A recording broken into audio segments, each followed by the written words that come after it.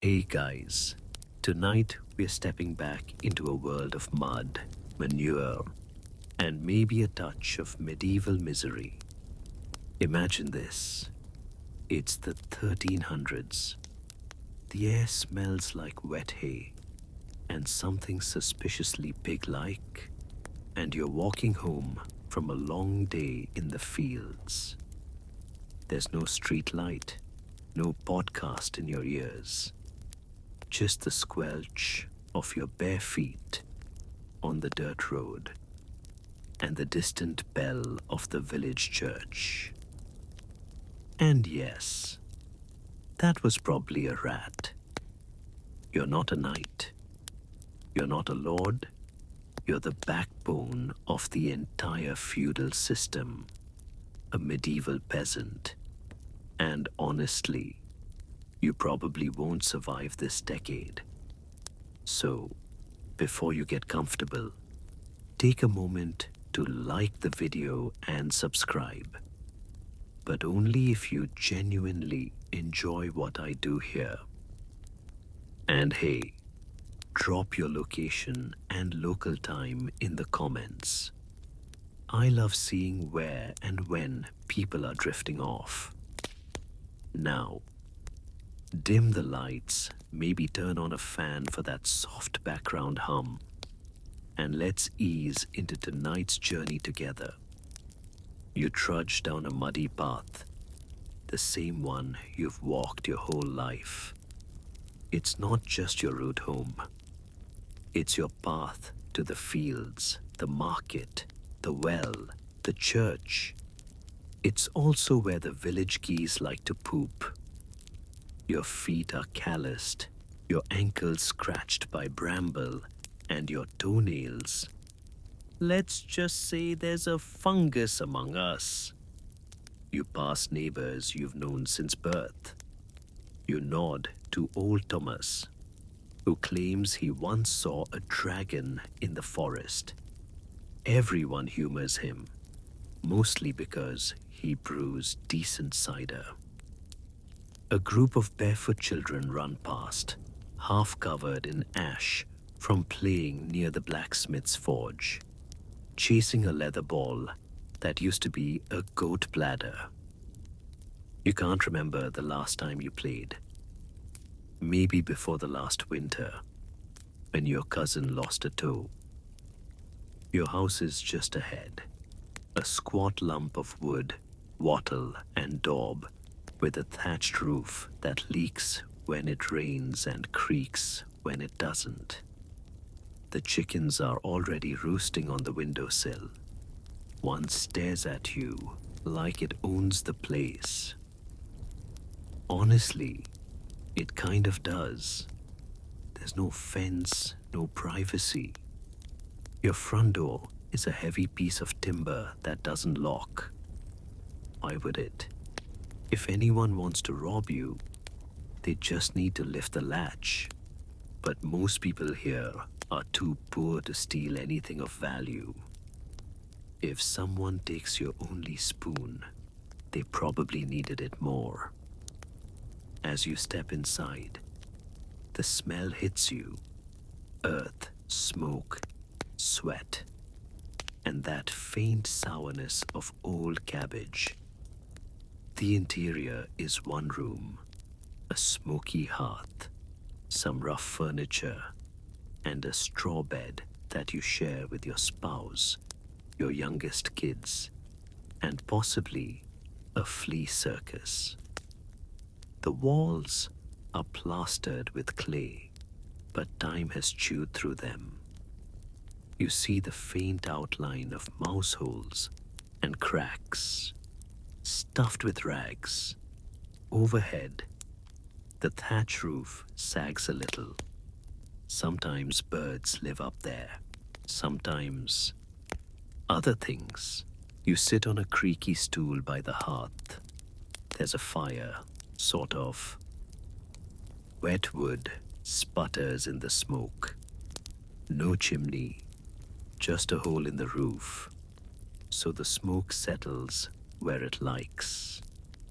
Your eyes sting, you cough, This is fine. Dinner's not much. Porridge from oats, so old they've grown their own ecosystem. You fish out a weevil and flick it into the fire. Protein. There's also bread, hard enough to chip a tooth. You dunk it in weak ale. Water's not safe. Unless you like your intestines angry. Your oldest child sneezes. Again. You glance at your spouse. The look says it all. Please don't let it be another fever. There's no doctor. Just the healer who rubs herbs on things and says prayers. Sometimes it works. Sometimes people die and she says, well, it was God's will. As night falls, the village hums with the gentle sounds of lowing cattle, muttering neighbors and distant frogs. Somewhere, a dog barks at nothing, or maybe at something. It's dark. You won't find out. You lie down on your straw bed, careful not to squish the hen that likes to sleep near your feet. The straw pokes through the sackcloth. It's filled with hay, feathers, and possibly yesterday's lice. You scratch your arm. Yep. Still here. And before you drift off, a few more realities of medieval peasant life slip into your thoughts. Like the fact that you're probably missing half your teeth, that you haven't seen a mirror in years, that if you're over 40, you're basically an elder. Still, you're alive. You made it through another day. Your belly's got something in it. Your kids are breathing. The house didn't burn down. That's a win. Oh, and that little fringe fact? Some peasants used to paint protective symbols on their door frames to ward off evil spirits or bad weather. Little marks carved with knives, hidden under soot. Superstition and survival, best friends. And historians still argue whether most peasants truly believed in these charms, or if it was just cultural habit passed down like a recipe nobody questions. Either way, you made sure to etch one near your door with a nail, just in case. Now, tomorrow, you'll wake up before dawn to start it all again. But for now, let the smoke curl above you, the wind rattle the shutters, and the weight of the day slowly melt into the straw beneath you. The sun hasn't even thought about rising yet, but you're awake. You didn't mean to be. The rooster hasn't crowed, but something else has. Your neighbor's donkey, braying loud enough to wake the dead. Or maybe it was your own bladder. Either way, you roll off your straw mattress, feeling every itchy, lumpy inch of it in your back, and you stretch carefully. The ceiling is low. People were shorter back then, sure, but your head still has a date with the crossbeam if you're not paying attention. Welcome to your home. And yes, that's your spouse snoring beside you. 2 children clinging to them like little barnacles. One of them has their finger shoved up their own nose, blissfully asleep. The dog is curled at your feet, not because it loves you, but because the fire is there. It's less warm house and more livable barn, but hey, at least it's yours. Technically, mostly. The floor is packed dirt, not metaphorically, actual dirt. You swept it yesterday with a bundle of tied twigs, but somehow it still looks like a big pen. Speaking of pigs, you can hear one grunting just outside. It lives in the lean-to, or sometimes under the table if you leave the door open. It's both a source of food and your most annoying roommate. You light a taper with last night's coals. The smell of smoke fills the room instantly. That's normal. You're used to it. Everyone has a slight wheeze by 30. It's not even the smoke that bothers you anymore. It's the constant sting in your eyes and the taste of soot that sneaks into everything. Ever had smoky porridge? You have. As you shuffle around, you check the roof. It's thatch. Layers of dried straw, packed and tied. Cozy but not exactly waterproof. When it rains, you set out bowls to catch the drips. And yes, sometimes birds nest up there. One spring, a squirrel moved in. You named it Walter. It wasn't friendly. There's no privacy in this house. None. You've probably never been alone longer than 5 minutes in your life. Every bodily function is communal. You pee in a pot. Sometimes you miss.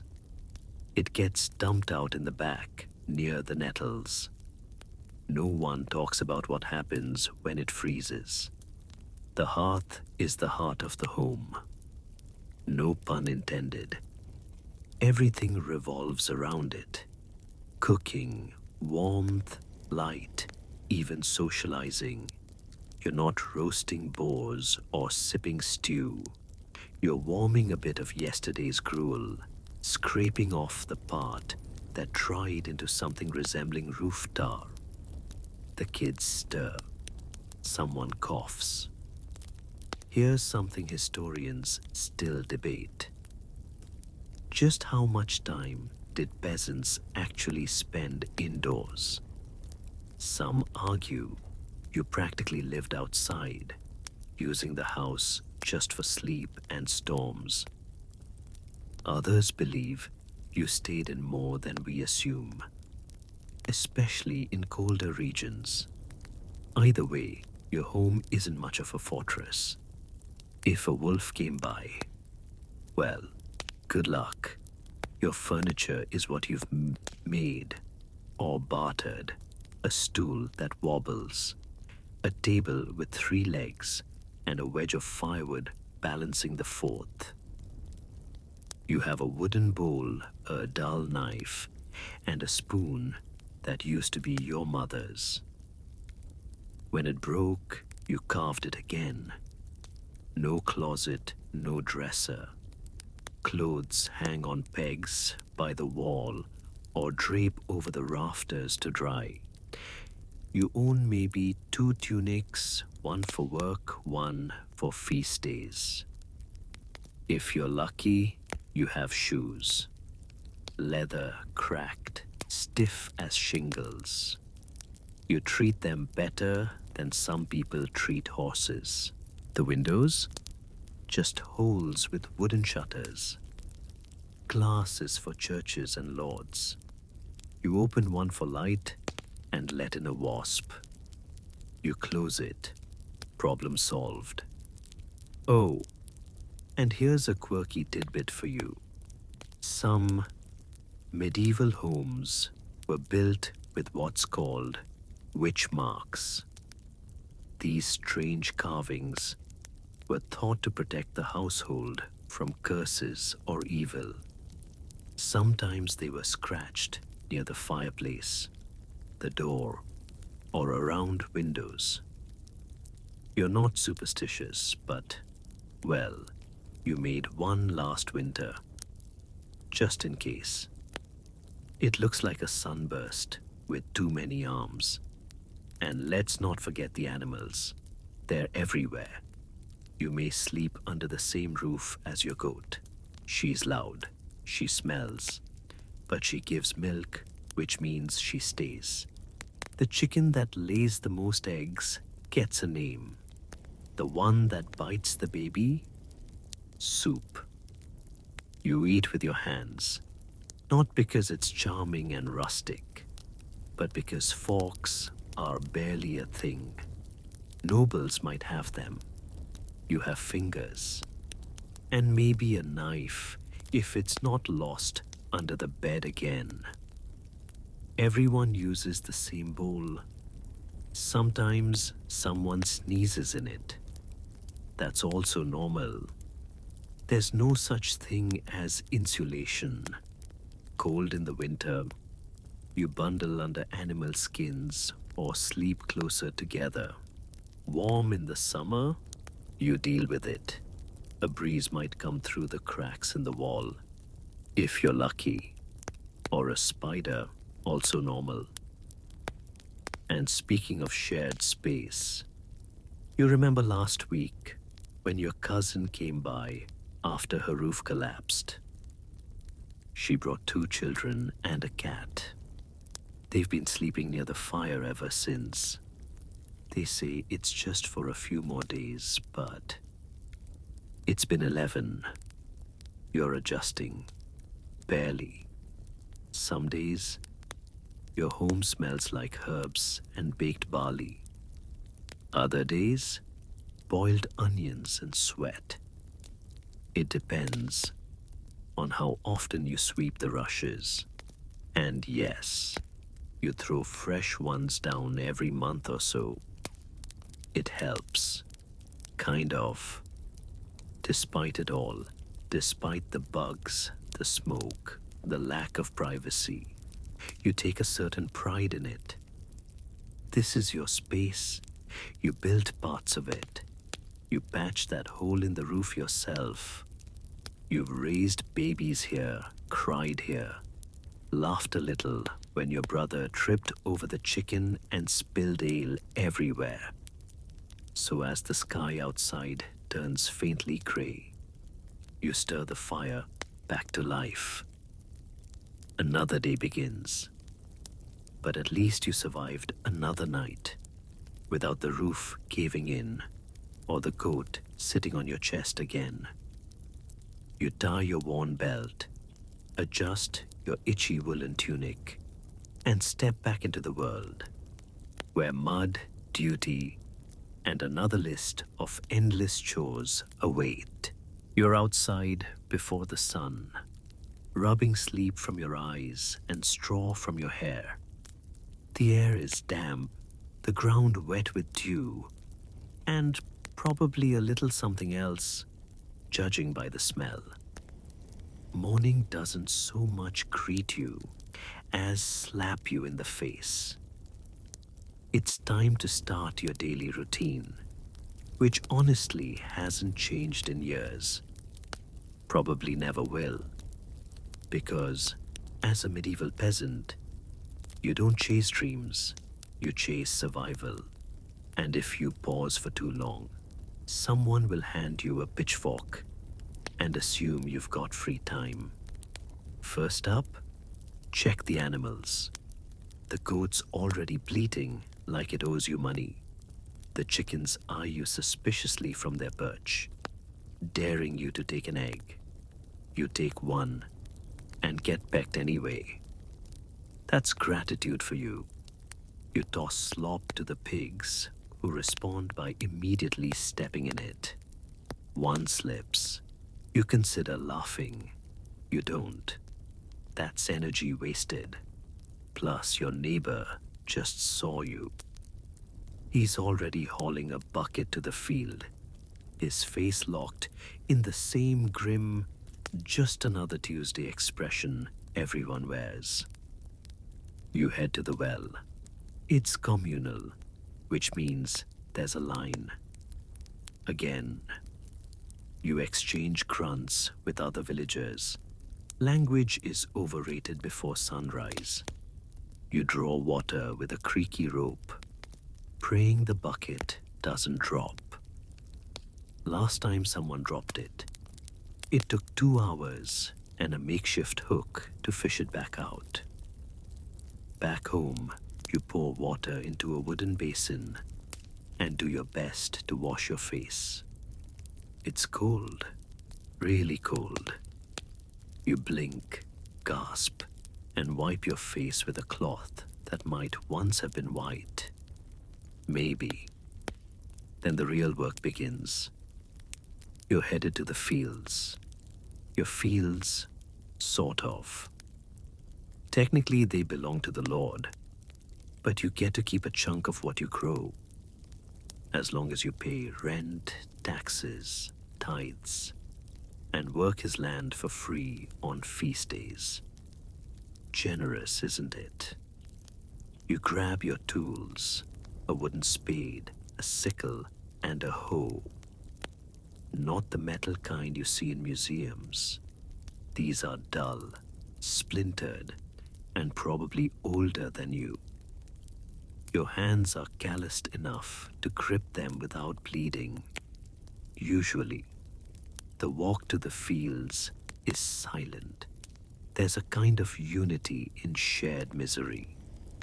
Everyone knows what's ahead. Hours of back-breaking labor. No breaks unless you steal one. No lunch unless you remembered to pocket some dry crust. No shade. No comfort. Just you, the soil, and the hope that this year won't be another famine. You owe the land over and over until your shoulders ache and your fingers go numb. You scatter seeds, hoping they'll sprout. You whisper a prayer, not because you're devout, although you are, but because sometimes it feels like the earth needs convincing. And here's your mainstream historical fact. Peasants worked according to the seasons with a rhythm that matched nature. Spring meant plowing and planting.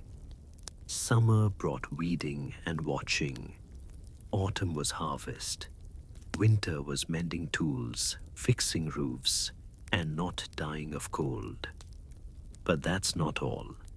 Some lords demanded a corvée, free labor for their personal fields, mills, or building projects.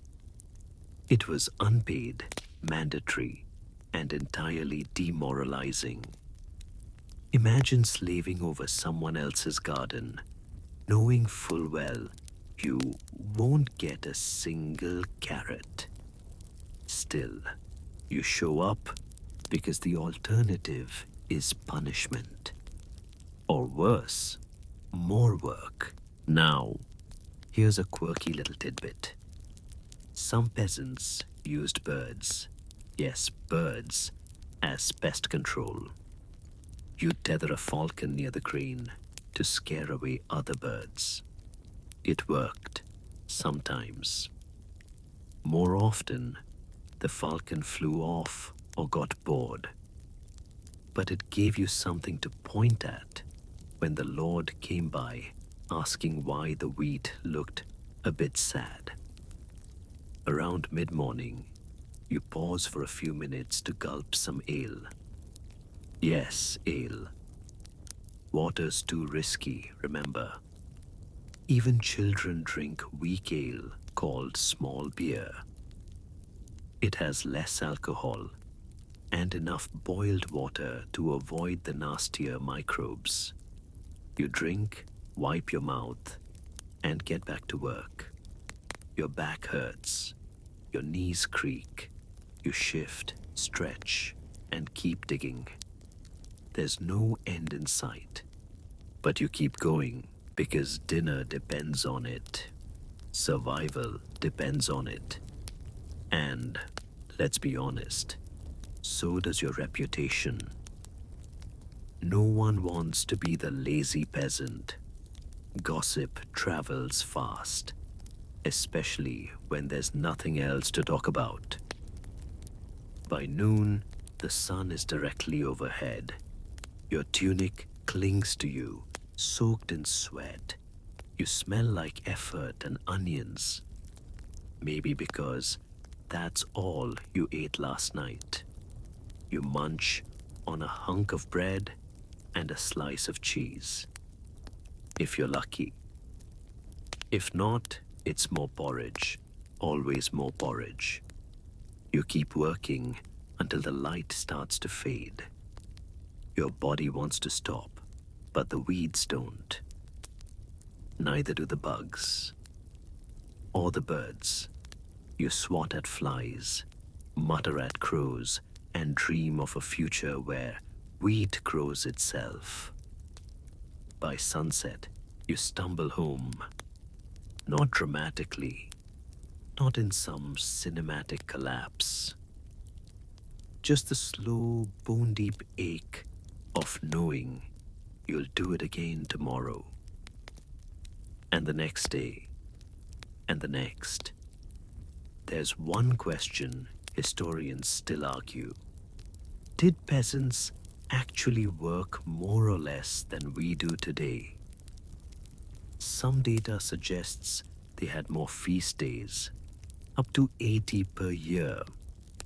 But others argue those days were filled with mandatory worship, labor for the church, or just as much physical effort in different clothes. Either way, your body isn't counting feast days. It's counting bruises. Back home, you set your tools down and wash up again. The water's warmer now, left in the sun all day. A small mercy. You eat dinner, more of the same, and settle into the smoky glow of the hearth. Maybe someone tells a story. Maybe someone sings. Maybe everyone just sits in silence, listening to the fire crackle. And as you drift into sleep, you think you survived another day.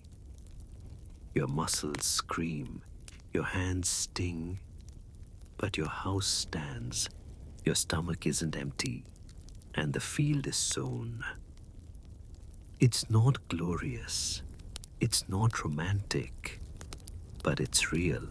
You wake up sore, again. Your muscles feel like old rope, frayed, stiff, and one tug away from snapping. But hunger is a louder voice than pain. And today's first priority is food. Not a feast, not a picnic, just food. Whatever form it takes.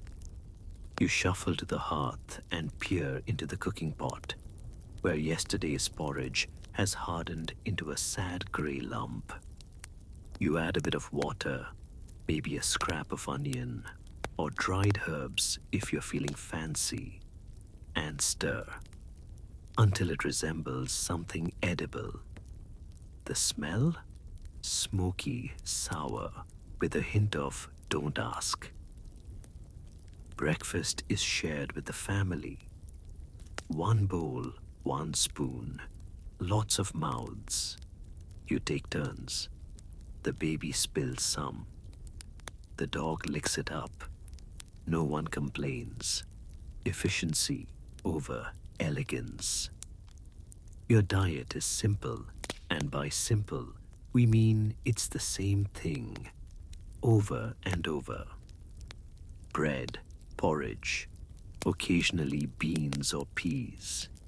On rare days, maybe a piece of cheese or egg. On special days, meat, usually salted pork. On holy days, fish, if you can catch one. Or if you're landlocked, just pretend eel counts. Here's your mainstream historical fact. Most medieval peasants consumed a grain-based diet, with bread making up the bulk of their calories. Brown bread, mind you. White bread was for the wealthy. You eat what you can grow or trade, and if you don't grow enough, you go hungry. Speaking of bread, you remember baking day. Once a week, maybe less. You mix flour, water, and a bit of sourdough starter from last time. If it rises, great. If not, you call it flatbread and pretend it's intentional. Your village has a communal oven, owned by the Lord, of course. You line up with your dough, pay a small fee, and wait your turn. And don't forget your family's bread stamp.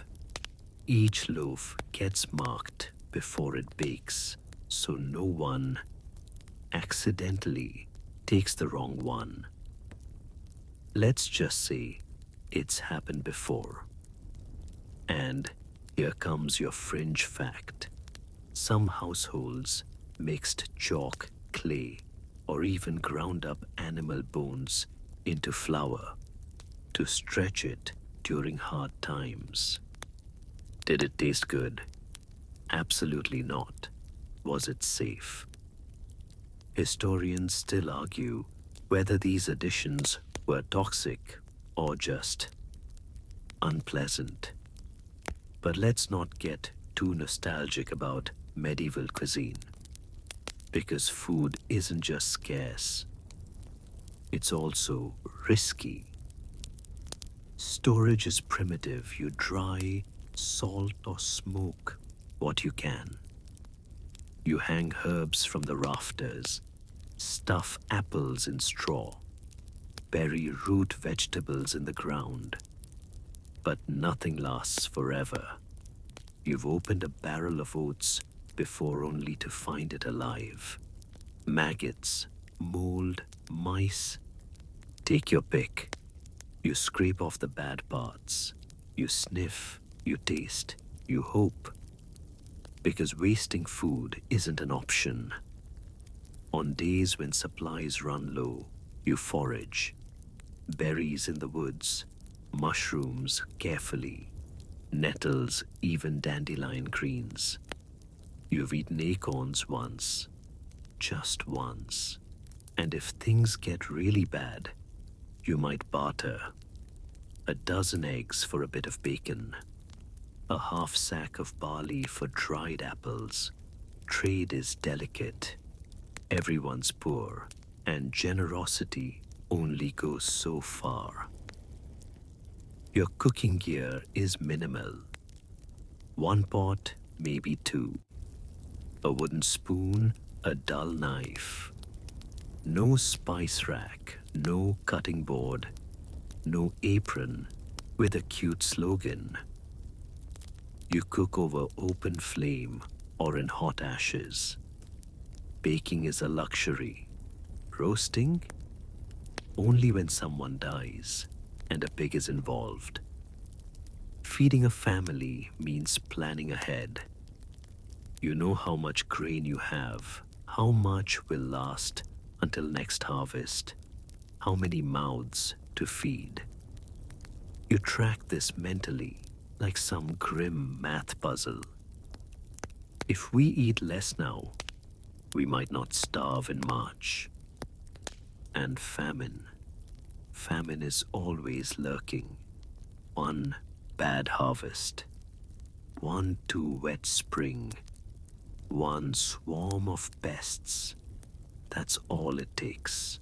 You remember last year's hunger gap? That cruel stretch in late winter and early spring, when old supplies run out, but new crops aren't ready. People got thin. Some got desperate. There were rumors someone ate their cat. Maybe more than rumors. During the worst years, people resorted to bark bread. You strip bark from trees, grind the inner layer into powder, and mix it with flour. It fills the stomach, but does nothing for strength. Your neighbor lost a tooth eating it. He smiled anyway. And here's something to chew on. Historians still debate whether medieval peasants were malnourished year-round or simply skinny, strong. Skeletal remains show a mix. Some signs of hardship, others of surprisingly robust health. It seems your body adjusts, or it doesn't. As for drinks, your options are limited. Ale, small beer, sometimes mead if someone's celebrating. Water is dangerous unless it comes from a clean spring. And how would you know? The river runs through the village, but so does everything else. Let's just say you avoid it downstream. Sometimes you flavor drinks with herbs. Mint if you're lucky. Mugwort if you're not. One time someone made nettle wine. You remember the aftertaste. You're still haunted by it.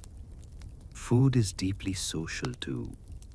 You share meals not just out of love, but necessity. You eat in a circle, pass the bowl, trade stories. You bless the bread, not because you're holy, but because you're hopeful. Hopeful it lasts. Hopeful it fills you. Hopeful you make it to tomorrow. And if it's a feast day, oh, then things get fancy. Maybe there's stew. Maybe someone roasts a goose. Maybe there's a pie with fruit in it, and everyone gathers under the trees to eat and laugh and pretend, for a moment, that life is more than toil and ash and porridge. But those days are rare. Most days, it's bread. Hard, brown, chewy bread. Dipped in ale, eaten in silence. Broken in pieces and passed down the line. Still, you eat, you survive. You wake up, feed the pigs, stir the pot, chew the crust, and do it all again. And weirdly, you kind of get used to it. You're coughing again. Not the polite kind you cover with your hand, but the deep, chest-shaking kind that rattles your ribs and tastes like smoke and yesterday's dinner. Your spouse glances at you, then at the sky. It's not even noon, and you're already wheezing. Sickness is just part of life now. You don't know what it is this time.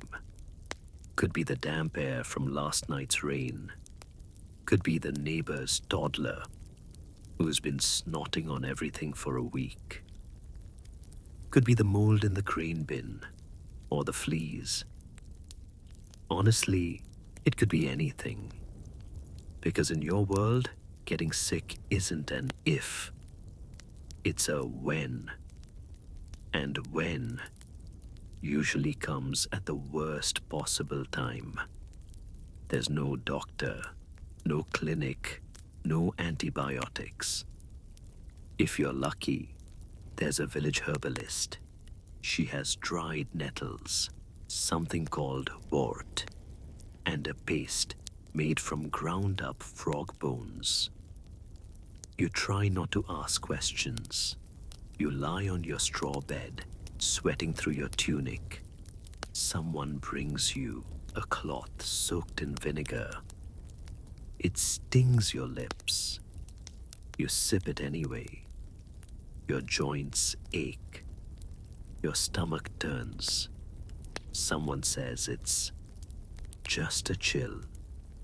Someone else whispers, maybe the pox. Here's your mainstream historical fact. The average peasant faced a long list of illnesses: plague, dysentery, typhoid, tuberculosis, and something called the sweating sickness, which is as lovely as it sounds. A cold could kill you. A splinter could get infected and cost you your arm. Life expectancy, maybe mid-30s. If you're lucky. Children are especially vulnerable. Most families expect to lose a few. Some parents don't name their babies right away, just in case. You've buried siblings. You've dug tiny graves with your own hands. When you're sick, the world doesn't stop. The animals still need feeding. The crops still need tending. You try to get up. You can't. Your head pounds like a church bell. Someone brings you weak ale and a hunk of stale bread. You chew slowly, but your body wants sleep more than food.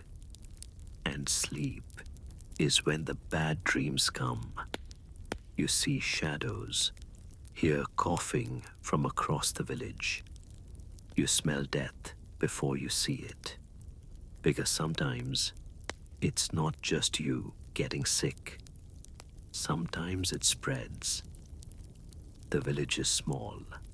The houses are close. The animals wander freely. Clean water is a luxury. Germs. You don't even know the word, but you feel it when something is wrong. 2 houses over, someone's child hasn't been outside in days. The windows are shuttered. The hearth hasn't smoked since yesterday. You hear crying at night. You don't ask. Here's a fringe tidbit. In some parts of medieval Europe, people believed that illnesses came from bad air, called miasma. To fight it, they carried pomanders, little balls of herbs and flowers, to sniff when walking through the village. One merchant swore by orange peels stuffed with cloves. You tried it once. It smelled nice, but your fever still got worse. Eventually, you get better, or you don't. If you survive, you're weaker for days. Your limbs feel like jelly. Your appetite returns, but slowly. People avoid you, just in case. Not out of cruelty, but out of fear. And here's a debate historians still argue. How much did medieval peasants understand about contagion? Some say they saw clear patterns and even practiced isolation. Others say it was all guesswork and divine punishment. Truth is, it was probably a bit of both. When someone fell sick, people closed shutters, burned herbs, and avoided their home. Not because they understood germs, but because experience taught them something dangerous was in the air.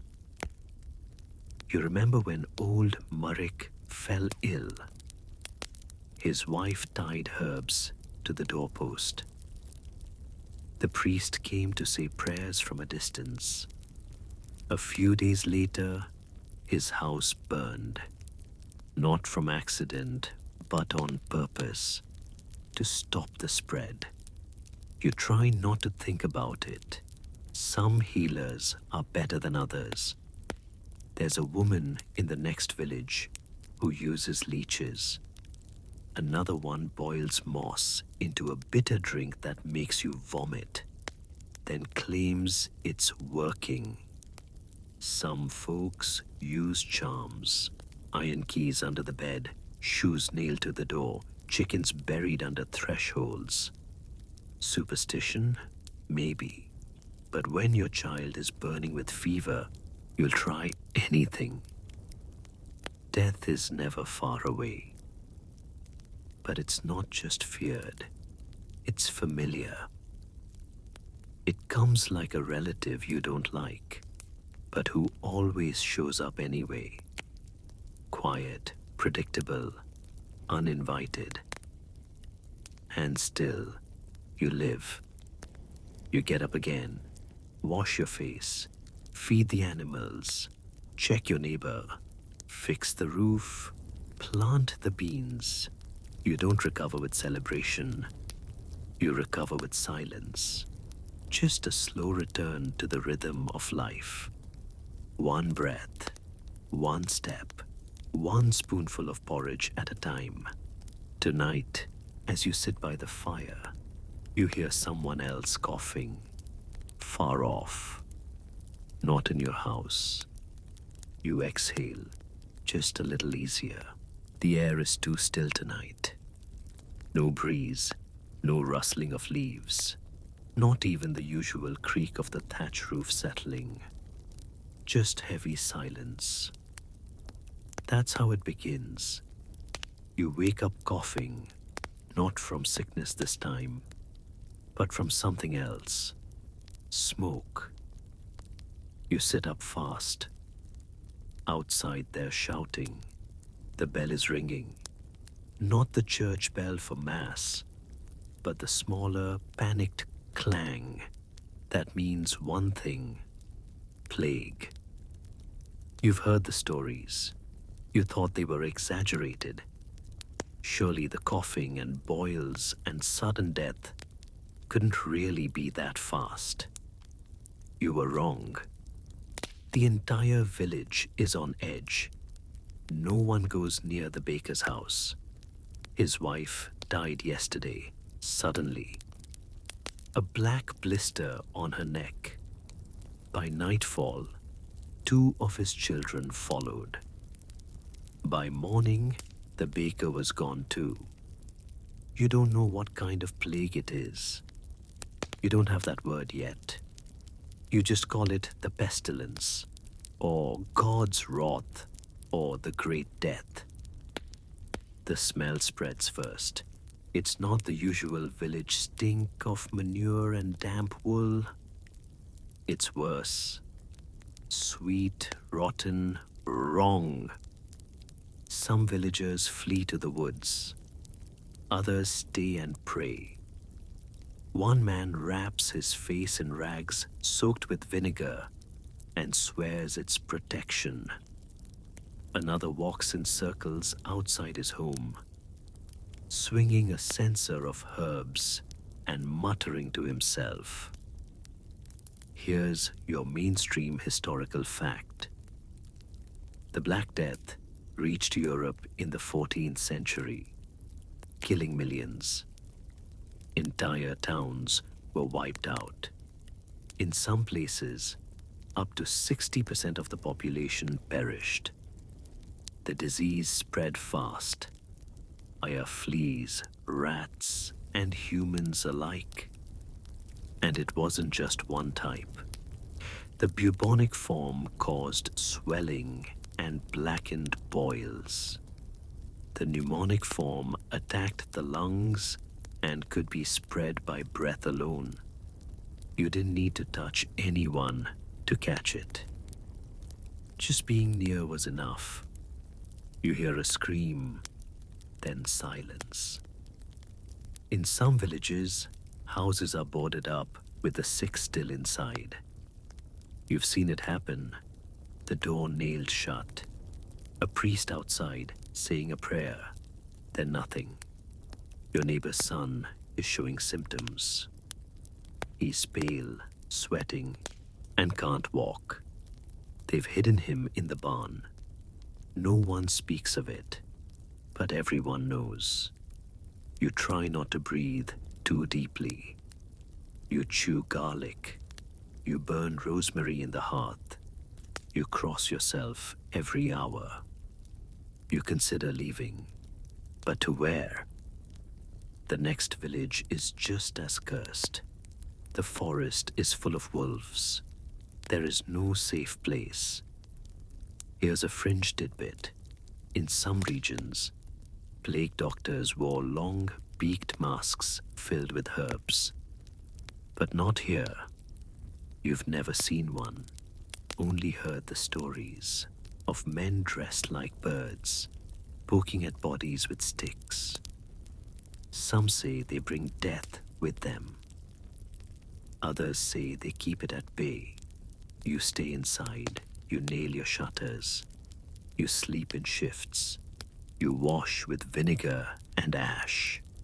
Your family prays constantly, sometimes aloud, sometimes in whispers, sometimes in desperation.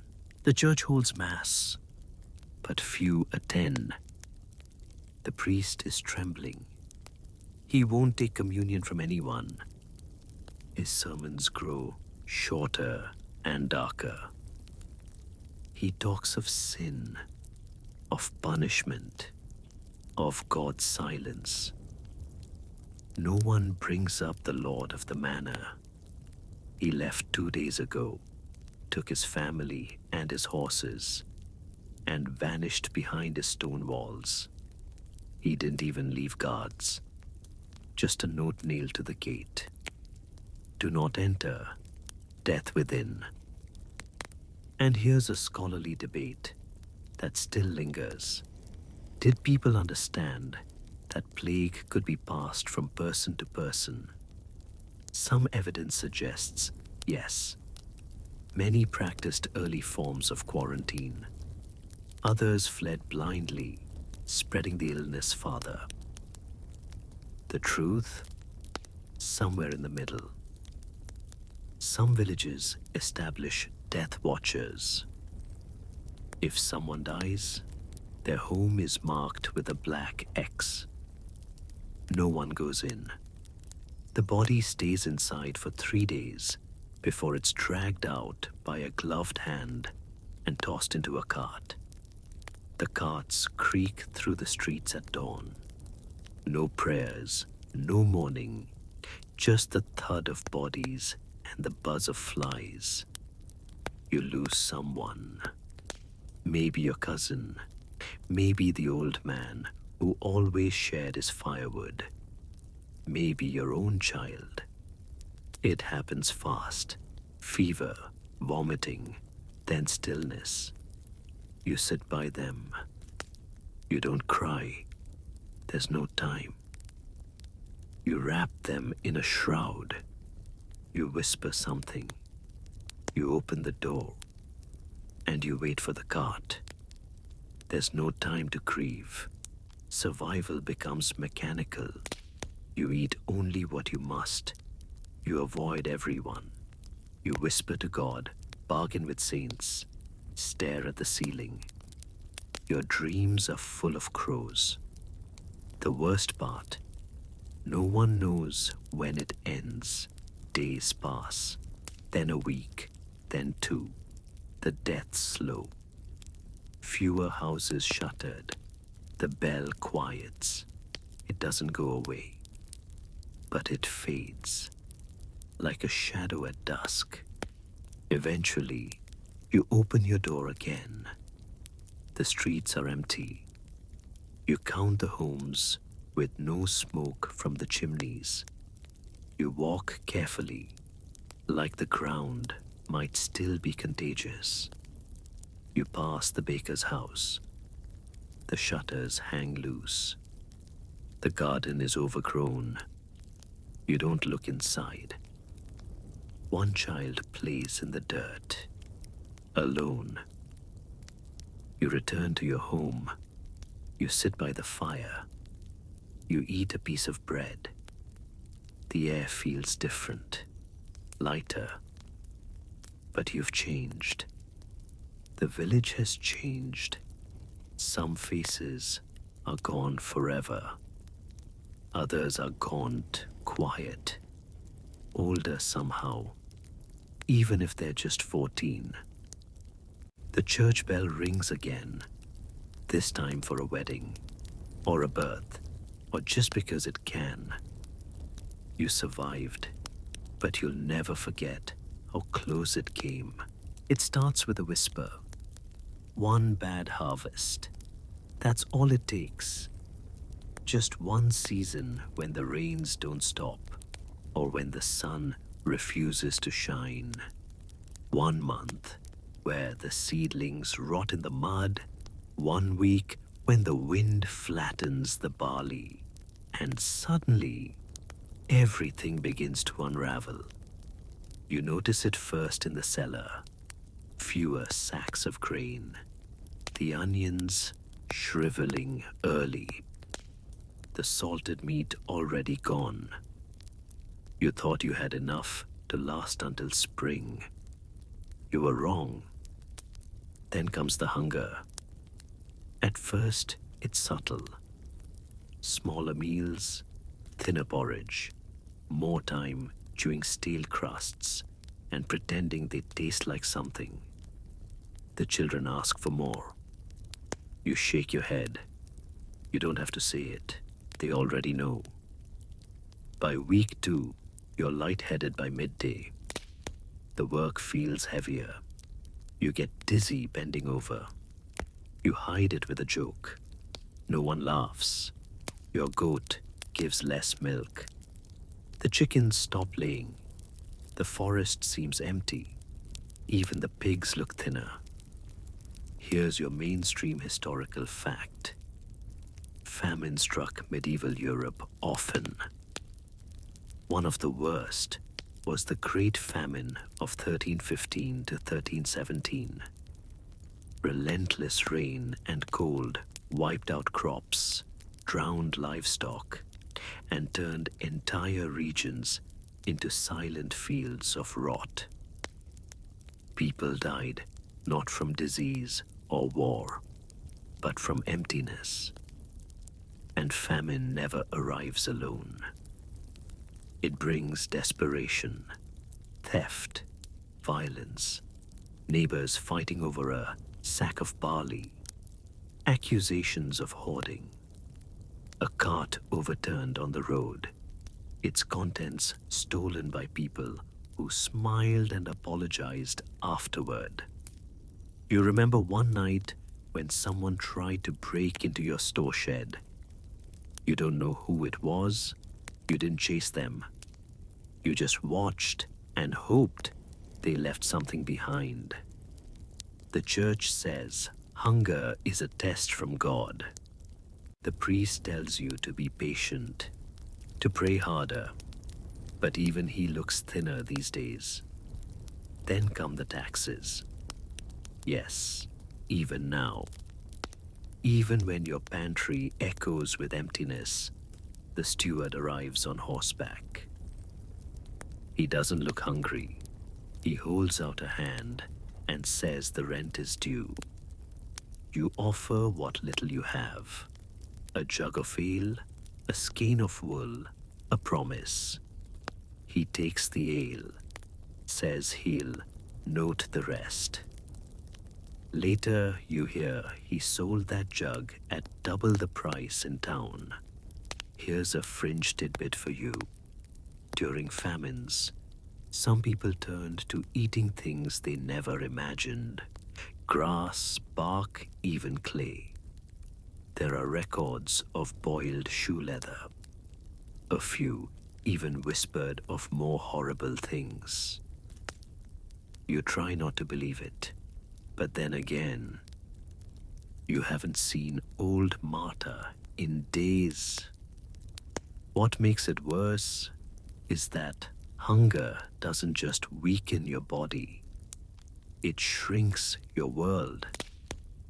You stop thinking about planting next spring. You stop fixing your roof. You stop telling stories by the fire. You just wait for something to grow, for rain to stop, for death maybe. One day, you see someone from the manor.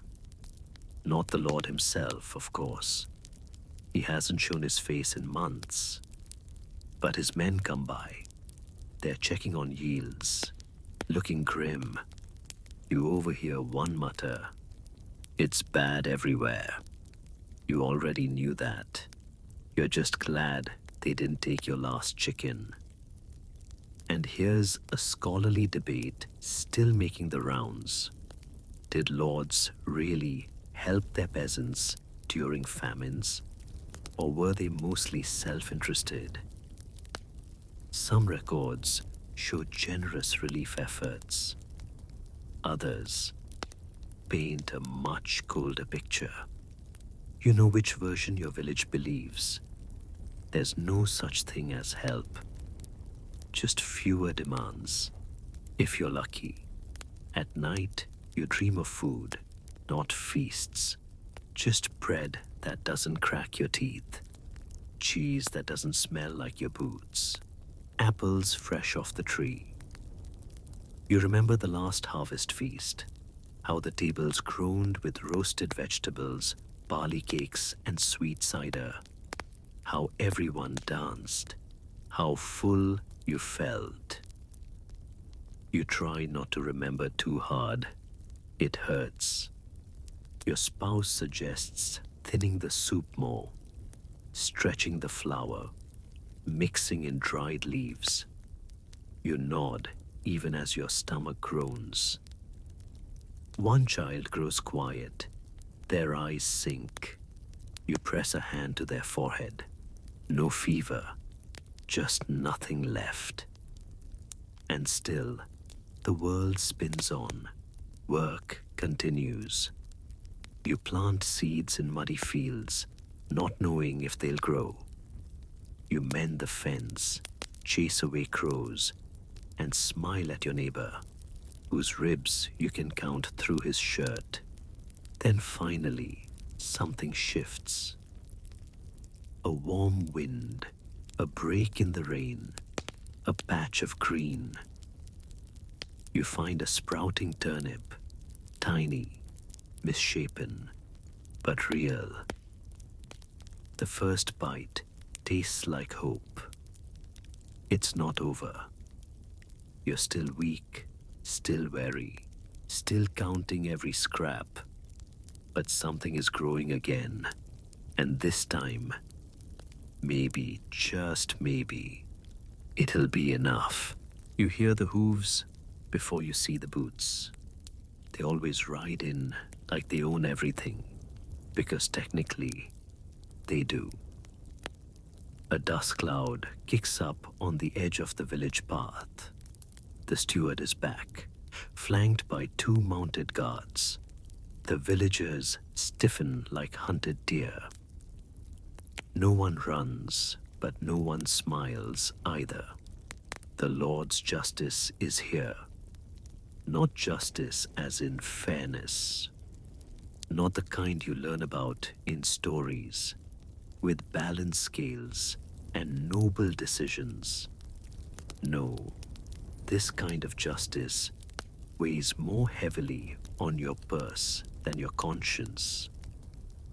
They say ignorance of the law is no excuse. But there are so many laws, and they change depending on who's in power, what day it is, and how grumpy the Lord's cousin felt when he woke up. You've paid your rent in grain, your dues in labor, your tithes in eggs and wool. But apparently, there's a new rule. All households must now contribute an extra day of work per month to repair the road that leads to the manor.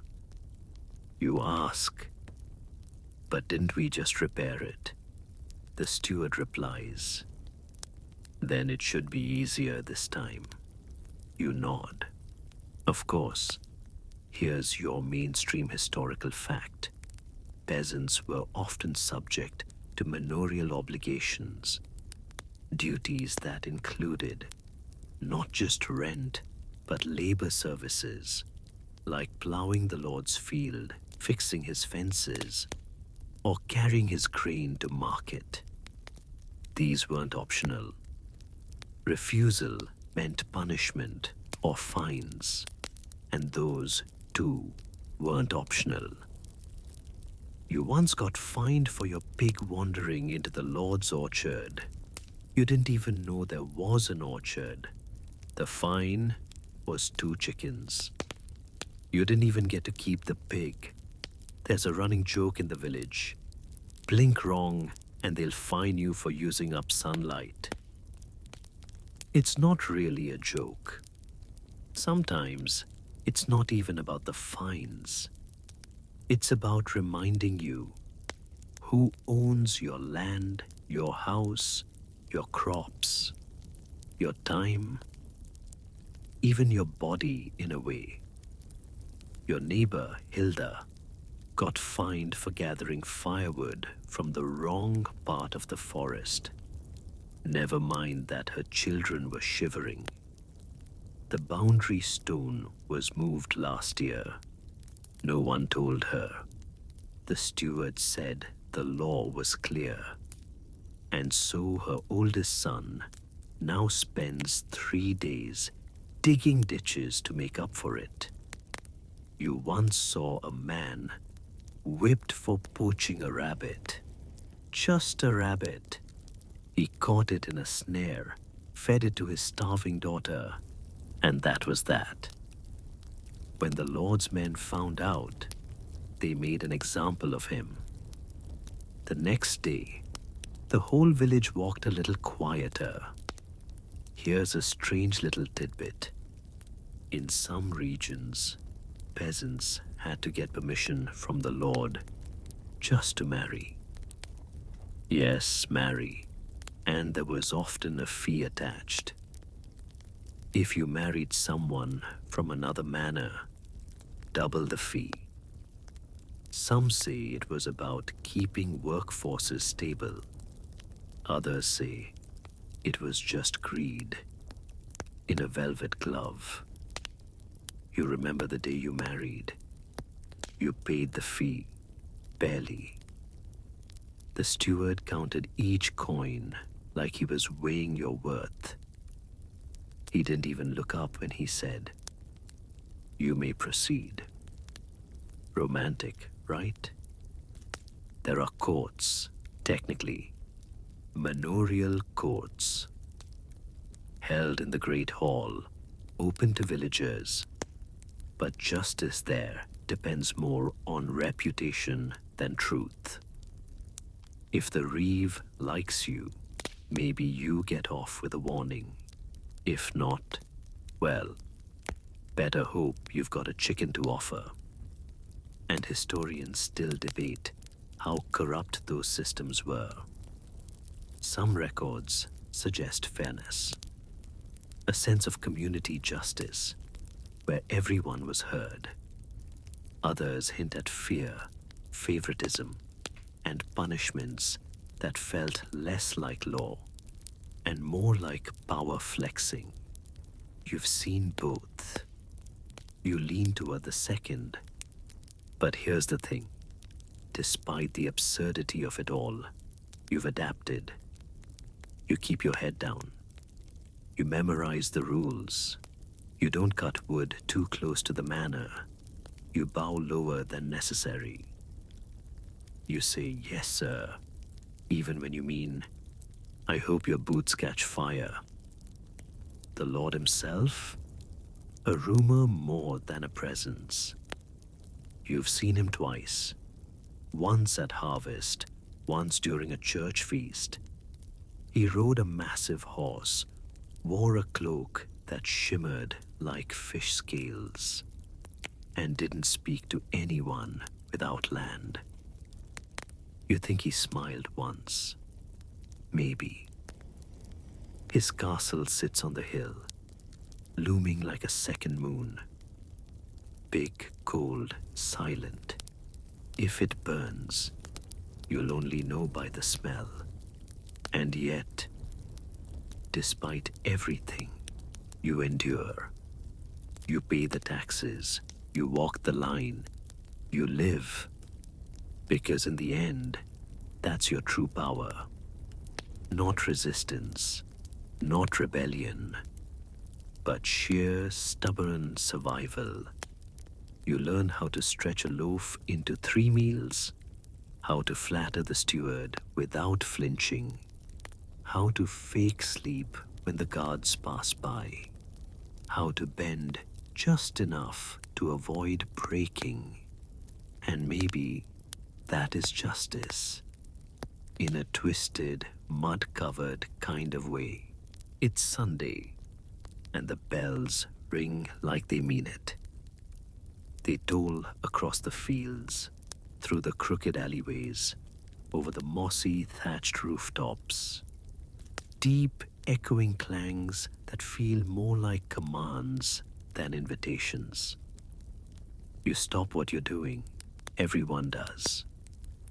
Doesn't matter if you're halfway through fixing the roof or gutting a rabbit. When the bell rings, you go. Because it's time for church. You put on your cleanest tunic, which, let's be honest, just means the one that smells the least like goat. You wipe your boots, splash your face, and walk toward the small stone chapel at the village center. The path is muddy, as always. You sidestep a chicken. A dog follows you, hopeful and wrong. Inside, it's dim and cold. Candles flicker. The walls are gray, damp, and decorated with flaking paintings of saints with giant sad eyes. The air smells of wax, dust, and a hint of mildew. You find your spot, sit on the bench, and try not to sneeze from the incense smoke curling in the air like a bored ghost. The priest enters. His robes are heavy and beautiful. Golden thread, velvet trim, far finer than anything you've ever worn. He's a local, but he doesn't quite feel like one. His hands are too soft, his words too lofty. Still, you bow your head. You cross yourself. You listen. He talks of sin, of suffering, of eternal fire and divine mercy, of punishment for greed, sloth, and envy, delivered from a pulpit decorated with imported wood. Irony isn't banned in church. It just goes unnoticed. Here's your mainstream historical fact. Religion was woven into every part of medieval peasant life. From birth to death, every milestone passed under the eye of the church.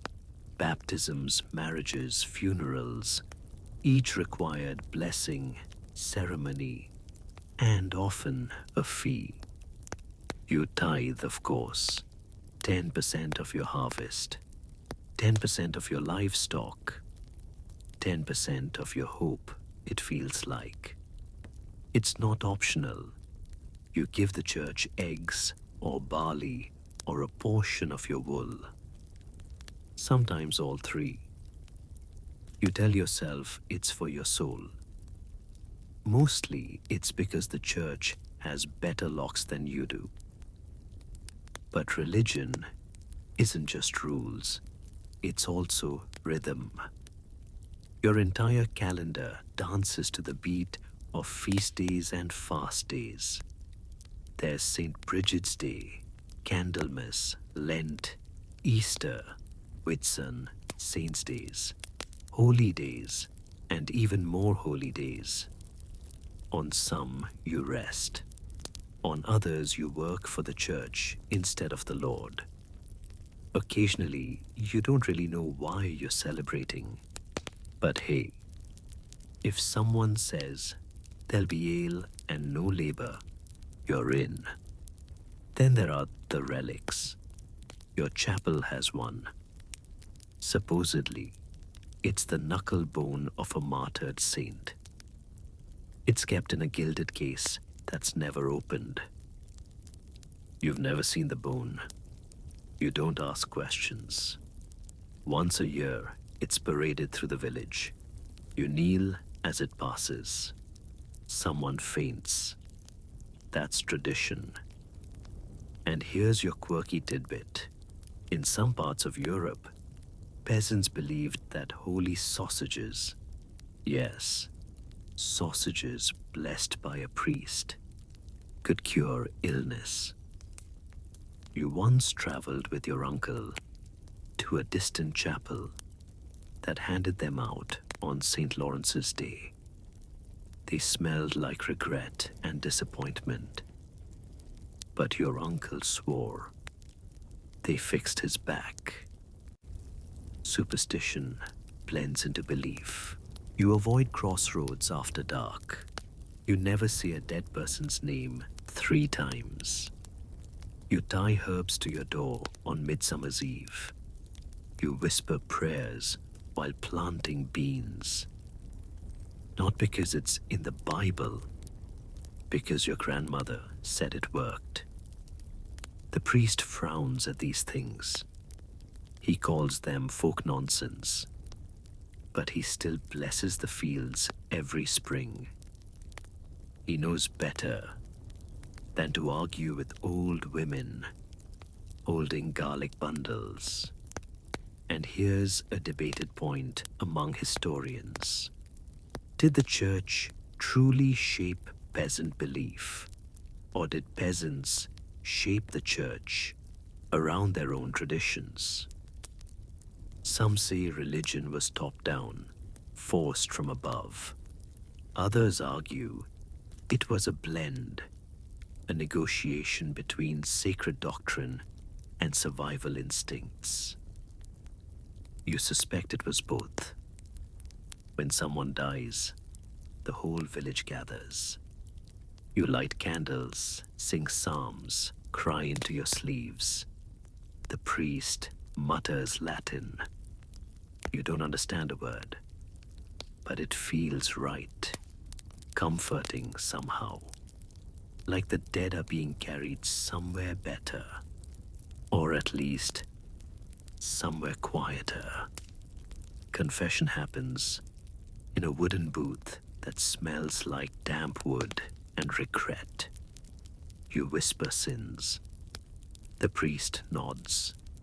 You do your penance, sometimes prayers, sometimes charity, sometimes fasting.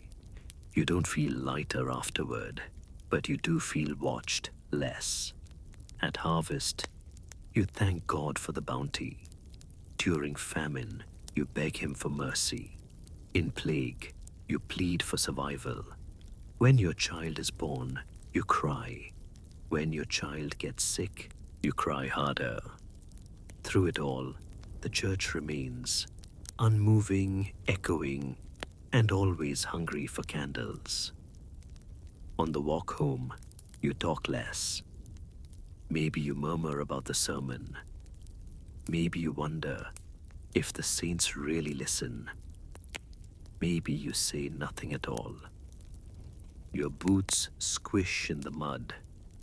The sky begins to darken, and somehow, even with all the rules, all the tithes, all the guilt, you're still glad the church is there.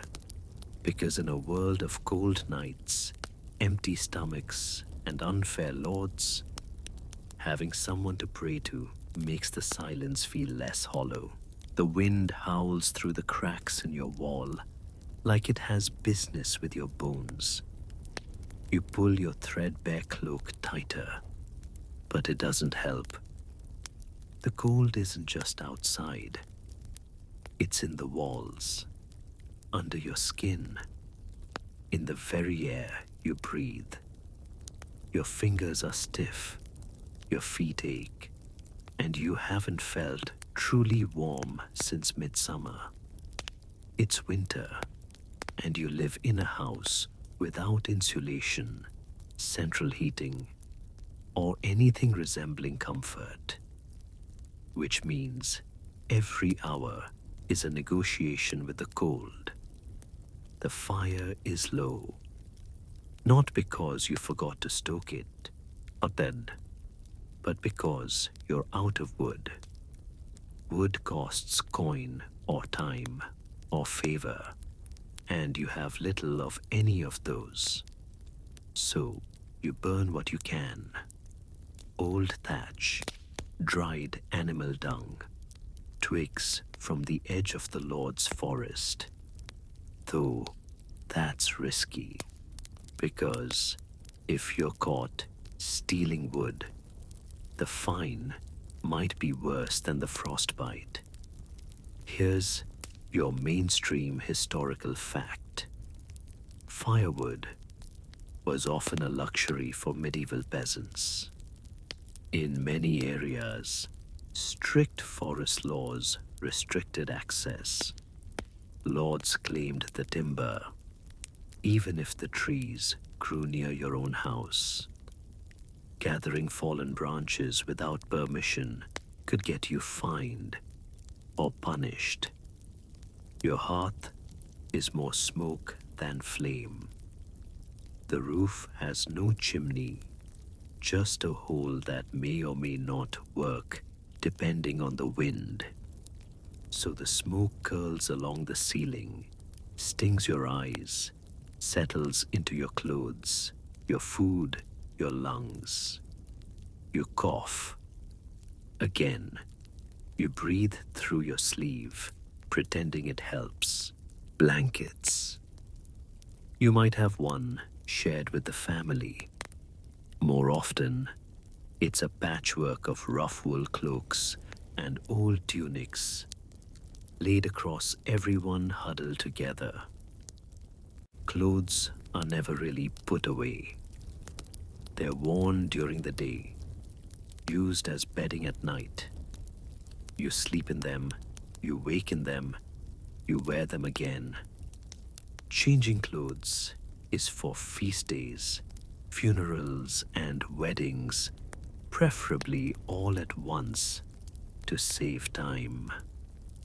Here's a quirky tidbit. In colder villages, peasants sometimes slept in animal stalls, not just for convenience, but because the body heat from cows or pigs made the nights bearable. One winter, your cousin moved into the lean-to with the ox. He came out in spring looking pale but alive. The ox didn't seem to mind. You dream of warm things. Hot broth, a bath, sunlight that feels like something, instead of just looking nice. But those are dreams. Reality is scraping together enough heat to last the night. You've heard of peat bricks. Some villages dig it from the earth and burn it like wood. Yours has none. You once tried burning straw. It vanished in seconds and nearly set your house on fire. Lesson learned. You curl closer to your family. One child is asleep, thumb in mouth. The other kicks in their sleep. Your spouse mumbles something. You all breathe in rhythm, huddled like sheep against the chill. And still, it's not enough. Your toes tingle. Not in a good way. You rub them.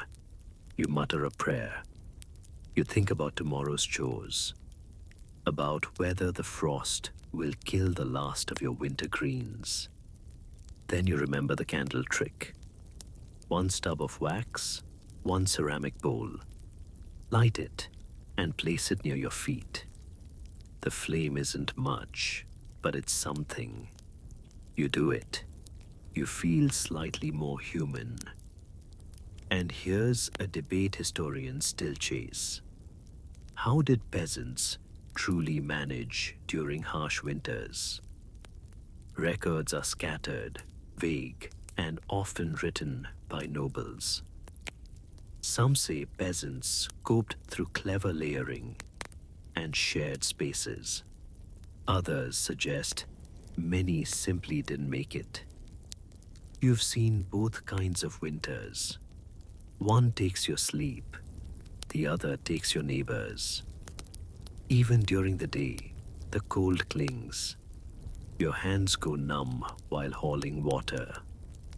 Your breath fogs as you scythe frost-hardened hay.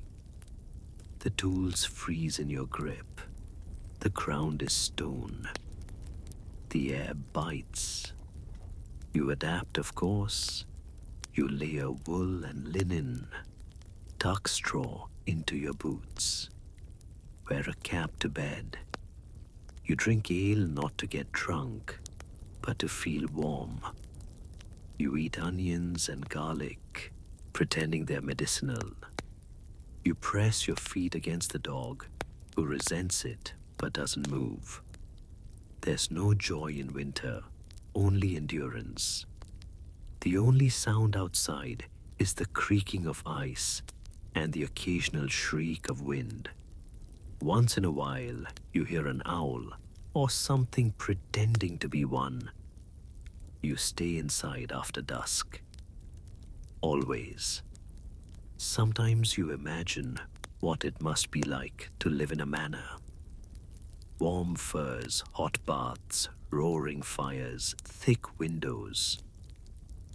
The Lord's wife probably hasn't seen her breath inside her bedroom since birth.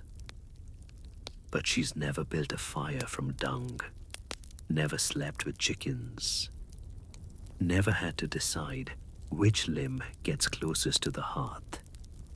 And somehow, despite everything, you don't envy her completely. Because your fire, small and smoky as it is, was made by you, lit with your hands, shared with your family, stoked with scraps, sure, but also with resilience. You may not have luxury, but you have stubbornness. And some nights, that's enough. As the fire dwindles, you close your eyes. The wind howls again. You don't flinch this time. You just pull the blanket tighter and drift into sleep, heart steady, breath warm. The baby is crying again, not wailing, just that low, tired whimper that keeps you from sleeping. You roll over, eyes gritty, arms aching, and gently scoop them up. They're warm, squirmy, and slightly damp.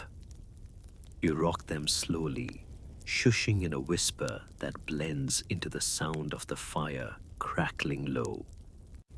Children don't come with instruction manuals here. They come with risk, pain, and a prayer. Nothing more. You had your first at 15, maybe younger. You didn't count years the way some do. You just counted cycles of the moon, harvests, and how many mouths needed feeding. Marriage wasn't a romantic affair. It was practical, strategic even. You needed help on the land. They needed help raising goats. Your families agreed.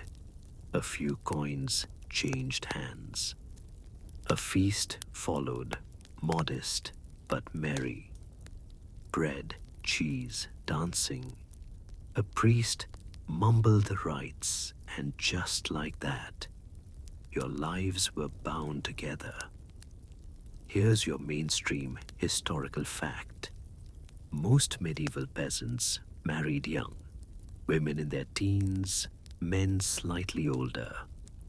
Marriage was less about love and more about labor, land, and lineage. Survival required partnerships, not poetry. But that doesn't mean affection didn't grow. Over time, you learn each other's rhythms. You know when they're too tired to talk. They know when you need to be left alone with the pigs. You bicker, you laugh, you share silence like it's currency. And then come the children. So many children, because not all will live. You give birth at home. No doctor, no sterile room. Just the midwife, gruff, competent, feared, and respected in equal measure. She's delivered nearly everyone in the village. She smells like herbs and vinegar. Her hands are worn but steady. The labor is long. It always is. You scream into cloth. You bite down. You pray the child comes out breathing. You pray you live to hold them. Sometimes both prayers are answered. Sometimes only one. You bury your firstborn before your 16th winter. A small grave marked with a stone and a clump of wildflowers in spring. No one talks about it, but they all remember. And here's a quirky tidbit.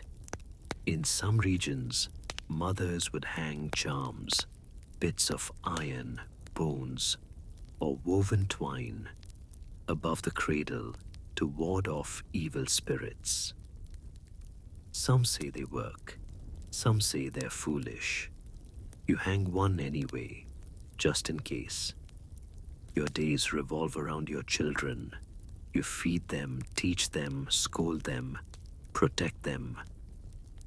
You know which one lies, which one steals eggs, which one cries in their sleep. They help on the farm as soon as they can walk. Gathering firewood, fetching water, herding animals. There's no childhood here, just smaller versions of adult duties. Sometimes they complain. You smile. It means they're still alive. You count your blessings in surviving sons and daughters. The healthy ones, the strong ones, the ones who didn't get the fever last spring.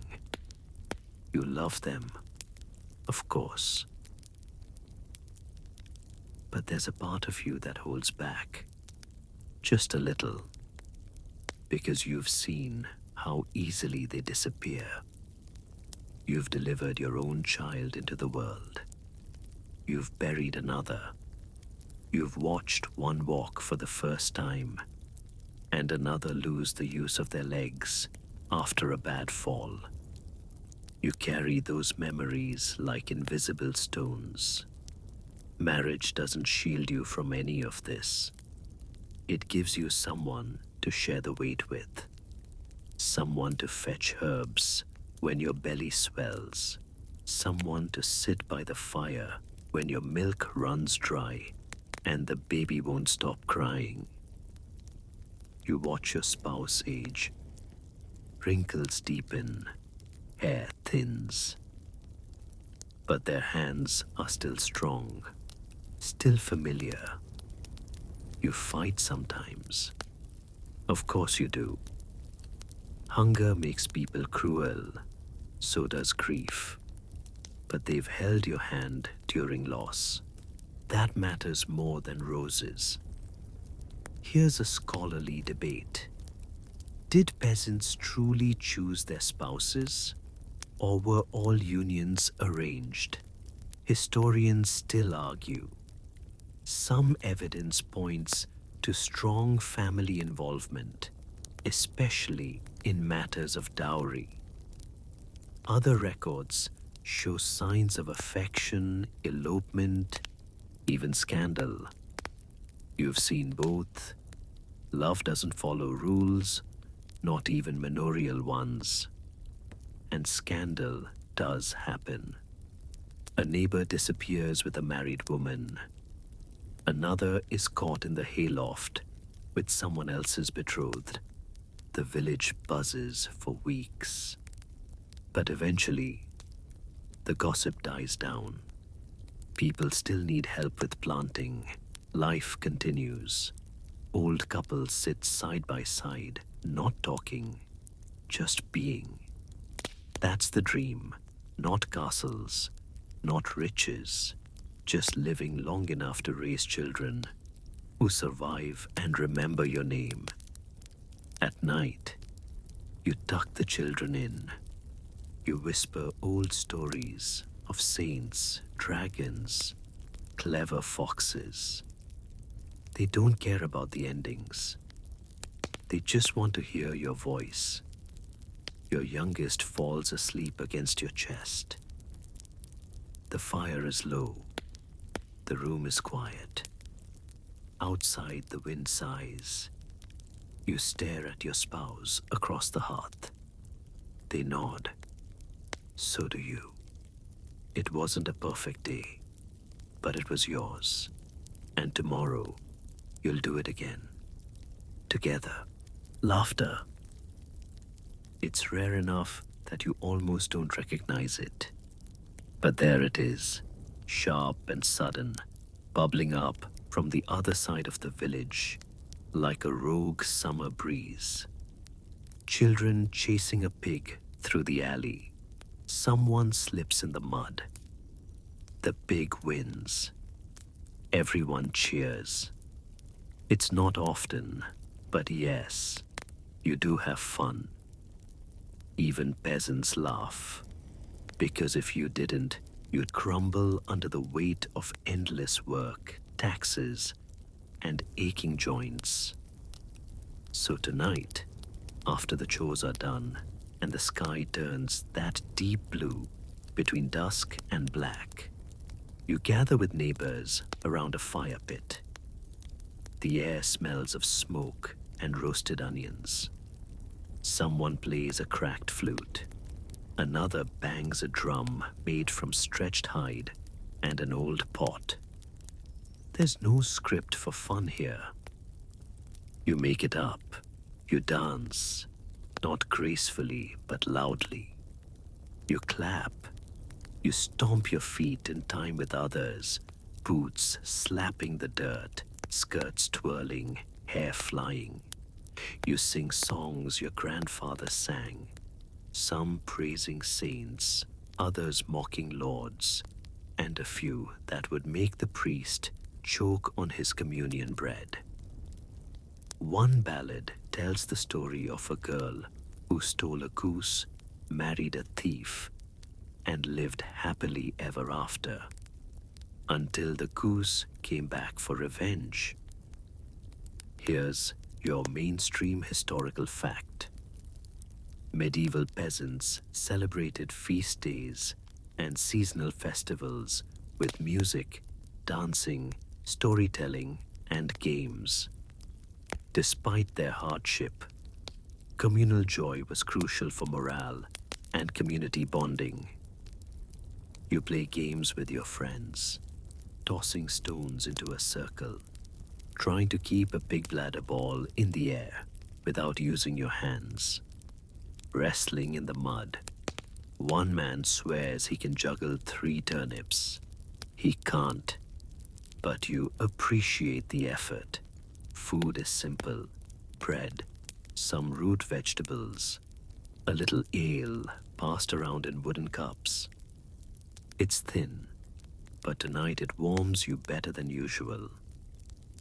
Someone starts telling a story, eyes wide, voice low.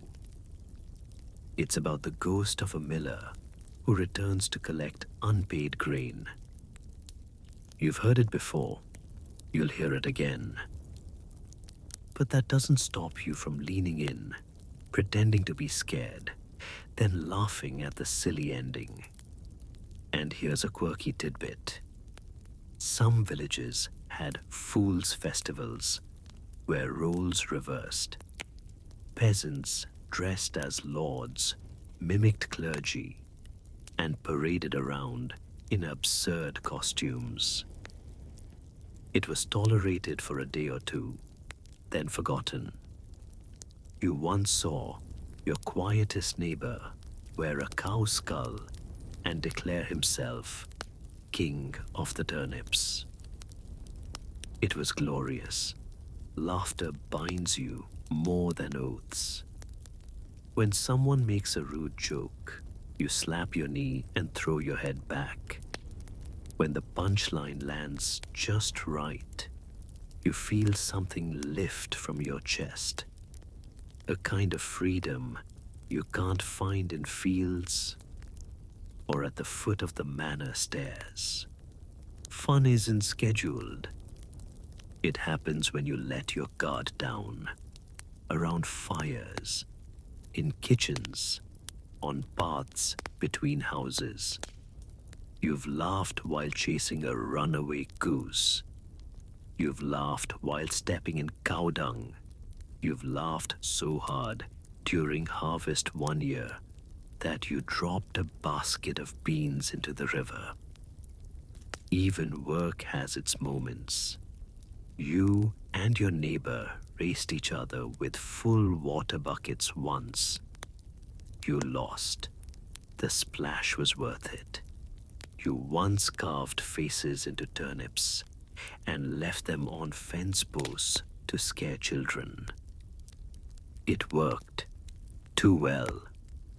Their screams still echo fondly in your memory. Here's a historical debate that gets surprisingly passionate. Were medieval peasants really as gloomy as we assume? Some scholars argue that hardship left little room for joy. Others insist that humor was vital, dark, earthy, and loud. Judging by the jokes your uncle tells after 2 mugs of ale, you'd say the second theory holds up. There's a woman in your village known for her impersonations. She can mimic the steward's pompous voice so perfectly that once even the steward laughed. Then fined her for disrespect. She didn't care. It was worth it. You have nicknames for each other, codes for certain kinds of rain, inside jokes that have lasted longer than some marriages. The laughter may be brief, but it stays with you. And when the moon is high and the fire has burned low, you sit close and stare into the embers. Someone hums. Someone else picks at a broken lute string. There's a kind of peace in those moments that no lord, no tax, no famine can take from you. You rise with a full belly, not of food, but of lightness. You walk home, arms draped over shoulders, whispering jokes, and stepping carefully around the pig that's finally stopped running. You lie down, still smiling, because sometimes surviving isn't enough. Sometimes you need to remember that you're still alive. The knock comes just after sunrise. 3 sharp raps. You already know it's bad news. You open the door slowly, blinking at the steward's assistant. Narrow eyes, clean boots, parchment in hand. He doesn't even say good morning. He just reads. A new levy on wool, effective immediately. All households must declare their fleeces. Compliance expected within 7 days. And just like that, another tax is born. You stand in the doorway, holding a bit of yesterday's crust, mind still foggy. Wool tax in spring? The sheep haven't even been shorn yet. The assistant shrugs. Not my problem, he mutters before turning to the next house. You sigh, loudly.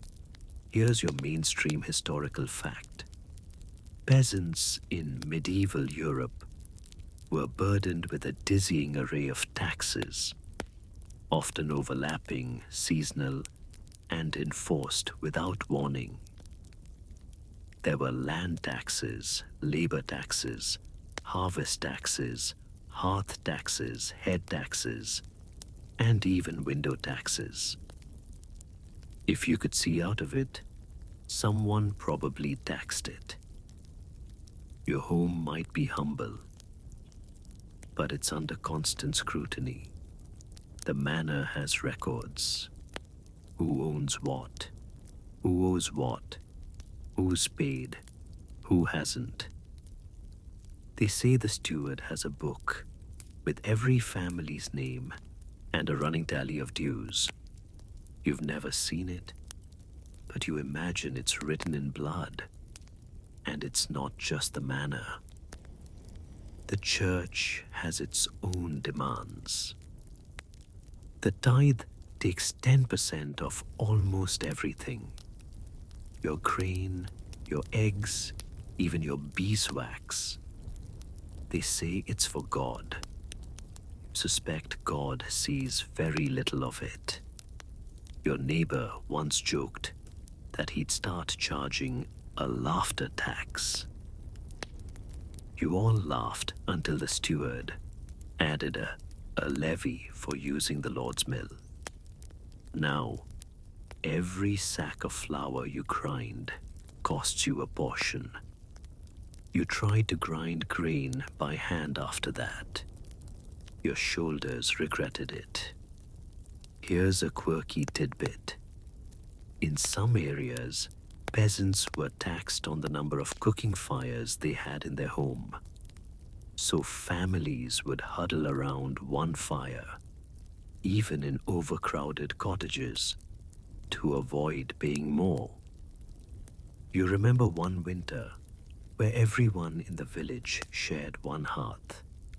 You still smell like that week. Some taxes make sense, kind of. If the Lord builds a new road, they want help paying for it. If a bridge collapses, everyone pitches in. But others, they just appear. Someone somewhere needs coin, so now you owe. You once paid a marriage fine when your daughter got married, just for the privilege of letting her leave the manor. A few years later, you paid a widow's fee when your cousin died, and his wife stayed on the land. No one explains how these fees are calculated or why they exist. You're told it's the price of protection. But from what? The nearest war is miles away. The only thing you've been protected from lately is happiness. And the worst part? These taxes don't wait. If you can't pay in coin, you pay in kind. Eggs, wool, ale, candles, even labor. If you have nothing, you owe labor. A day here, a week there. Suddenly, you're cleaning out the manor's big stalls or hauling stone to repair a tower you'll never be allowed inside. You've seen families lose land over unpaid taxes. A cow seized, a child sent to serve at the manor. One man was whipped for hiding his best sheep during inventory season. And here's a debated point among historians. Were medieval peasants constantly exploited, or were some taxes more symbolic than enforced? Some argue that many dues were flexible, collected leniently in hard times. Others believe the system squeezed peasants dry, no matter the season. Your back agrees with the second opinion. You start keeping mental tallies. How much you owe, how much you can hide, whether you can trade favors with the reeve or offer the steward's brother a skin of cider in exchange for silence. It's a game, a dangerous one, but everyone plays. You stretch flour with ground peas. You shave a bit off the wool count. You pretend you've lost a few hens to foxes. You're not proud, but you're still here. Sometimes you daydream. What if there were no taxes? What if you could just grow your food, feed your family, and rest without fear of knocking boots and parchment scrolls. But then someone sneezes, the baby cries, the chickens escape, and reality returns. You stoke the fire, sigh again, and prepare your declaration for the wool tax. Because even your sheep owe something now. It starts with a missing cat. At least, that's how the whispers begin. Old Maud says she saw something strange in the woods. A flash of light, a sound like chanting, and the distinct smell of burnt milk. The next day, her cat disappears. 2 hens drop dead. Her cow won't give milk. Naturally, someone says it. Witchcraft. You roll your eyes, but carefully, because superstition here isn't just idle talk, it's a survival instinct. And once the village gets an idea in its head, it doesn't let go. Everyone's got a theory. Everyone knows someone who knows a story. And you've heard them all.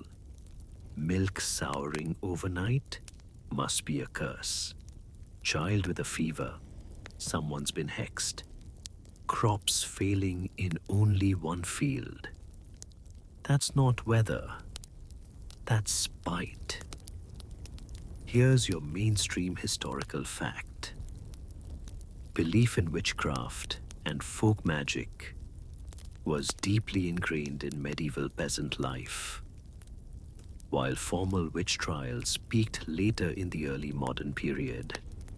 Accusations and fears simmered for centuries before. Magic wasn't entertainment, it was explanation. And it's not just witches. You avoid crossroads at dusk. You never sweep after dark. You toss salt over your shoulder and tie little bundles of twigs above the door in winter. Everyone does it. No one questions it. That's just how it's done. Your neighbor Elsbeth wears garlic around her neck. Not just for cooking, she says it keeps spirits away. She once swore a ghost tried to pull her blanket off in the night. It was probably her dog. You don't say that aloud. The midwife carries bones in a pouch, tiny, smooth, and not from anything you'd eat. She claims they came from a saint. You've seen her mutter to them before difficult births. Her babies usually survive. You don't argue. And here's a quirky tidbit. Some villagers believed that butter could be stolen magically. If your churning failed, it wasn't your fault. It was a neighbor's jealous spell. You once caught someone accusing their cousin of butter theft during Lent. Voices were raised. The butter was terrible. But it's not all harmless, because when the village gets scared, it needs someone to blame. That's when the fingers start pointing. The old woman who lives alone, the foreigner, the healer whose potions smell too strong, the girl who talks to animals, the one whose baby didn't survive, the one whose baby always survives. You watch as people shift their eyes, whisper behind hands, cross themselves when certain villagers pass. And here's a debated question among scholars. Were accusations of witchcraft mostly driven by fear and belief, or were they tools for settling grudges and local disputes? The truth, as usual, seems to be both. You've seen it firsthand. The witch is rarely the one with power, but always the one with less protection. You remember last winter, when old Marta was accused. She lived at the village edge, knew herbs too well, spoke too little. Someone's child died after drinking her cough syrup. The parents were grief-stricken. The whispers began. No one defended her loudly. No one visited. And one night, she vanished. No one talks about it now. But her cottage stands empty. And when children throw stones at the door, their mothers slap their hands and mutter a quick prayer. Still, it's not all fear. Folk magic also heals. You've seen neighbors tie red thread around wrists to stop fevers, bury dolls in fields to encourage a good harvest. Leave bread out for house spirits. Some pray to saints, some to the moon, some to both. You do what works, or what seems to work, and the line between superstition and religion is blurred. You cross yourself before planting seeds and whisper to Saint Isidore. You hang rowan branches for luck and light candles to the Virgin. Who's to say which one keeps the rats away? Tonight, there's a strange sound in the woods. A howl, a scream, a fox probably. Still, you bolt the door. You sprinkle a few herbs in the fire. You check that the children are breathing. You sleep lightly, one ear open for unnatural things. Not because you believe in witches, but because you know your neighbors do. You hear the shouting before you see the torches.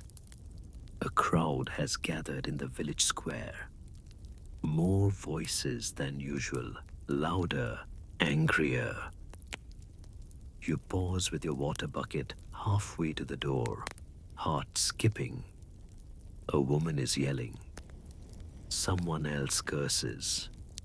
Then you hear the word that chills everyone. Rebellion. It starts, like it always does, with someone deciding they've had enough. Enough taxes, enough hunger, enough bowing and scraping to people who ride horses while you carry dung. This time, it's Thomas. You know Thomas. Everyone does. Broad shoulders, big mouth, 2 missing teeth, and a dangerous glint in his eye. He's been complaining about the grain levy for weeks, calling it theft. Today, he's standing on a broken barrel, waving his fists and shouting that the Lord's not God, and we've got hands, don't we? The crowd isn't cheering, but they're listening. That's how it starts. Here's your mainstream historical fact. Peasant revolts, while not constant, were a recurring feature of medieval Europe. One of the most famous was the 1301 Peasants' Revolt in England, triggered by oppressive taxes, wage controls, and resentment toward corrupt officials. It started with voices like Thomas's, loud, angry, desperate.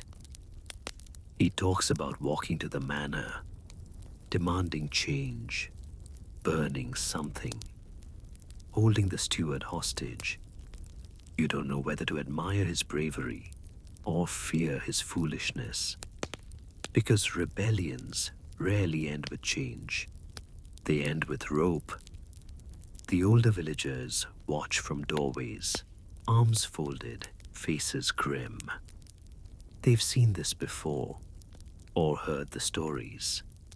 The younger ones hang back, shifting from foot to foot, hungry for justice but terrified of consequence. You've heard what happens to rebels: hanged, whipped, eyes gouged, hands cut off, their bodies left at crossroads as warnings. Sometimes entire villages are punished. You're not a coward, but you're a parent, and that changes your calculations. Someone in the crowd shouts, "The Lord doesn't even live here." That's true. He's in the city, in a stone house filled with wine and soft things. He hasn't walked through this village in months. His steward acts in his name, and his boot is heavy. Here's a quirky tidbit. Some peasant uprisings weren't led by men at all. In parts of France and Germany, women played key roles in organizing protests and even leading marches. Once, a group of housewives in Flanders overturned a tax cart and chased off a bishop's men with broomsticks. You're still proud of that story, even if it's half myth. You think back to that time 2 villages over tried to resist a tax on fish traps. It lasted 3 days, ended with soldiers. 3 men were taken, 1 returned. Different, so what do you do now? You stand in the doorway and wait. Eventually, the crowd disperses. Not with a fight, but with muttering, angry promises. No one's ready to swing a sword. No one has a sword. You have pitchforks, sticks, and sharp words. That's not enough. The next day, Thomas is gone. The steward doesn't say where. No one asks. You keep your head down. You tend your garden. You help the blacksmith's wife carry firewood. You don't mention the word rebellion again, not even in whispers. And here's the scholarly debate. Did medieval peasants want revolution or just relief? Some historians argue peasants were proto-activists, resisting systemic injustice. Others say they sought only to return to a better version of the past, not to overturn the system. You don't know what Thomas wanted, but you know what you want. Less pain, more bread, and a quiet life. Still, part of you aches. You daydream sometimes, not of war, but of fairness, of a lord who lowers taxes during famine, of a steward who listens, of justice that doesn't wear a sword. You know it won't come, not soon, maybe not ever, but every now and then, someone lights a torch in the dark and says, "Enough." And even if you don't follow them into the fire, you remember their name. The road to town is long, bumpy, and smells like wet wool. You only travel it once or twice a year, maybe less, depending on how your harvest went, how many chickens you have to trade, and whether your knees agree to the journey. But when you do go, it feels like stepping into another world. Today is market day. You rise before the sun, tie your best tunic tight, pack your wares, a few eggs, a coil of rope, 2 small wheels of cheese, and a wooden spoon you carved in the evenings after chores. You pray someone wants a spoon. You pray someone doesn't try to trade you for a spoon. With your goods slung over your shoulder in a basket, and your youngest in tow because they've never seen the market. You begin the walk. The first few miles are quiet. Just you, your thoughts, and the squish of boots in mud. Fields pass by, a distant cow moose. You see smoke rising from the village behind you and wonder how many chores you'll return to. Then slowly, the road changes. More people, more carts, more noise. Peddlers on donkeys, a juggler practicing with potatoes. Children running barefoot, shouting about honey cakes. The closer you get to town, the more alive everything feels. And finally, you see it. Stone walls, towers, a gate creaking open, the smell of spices and sweat, and too many people in too small a space. Welcome to the market.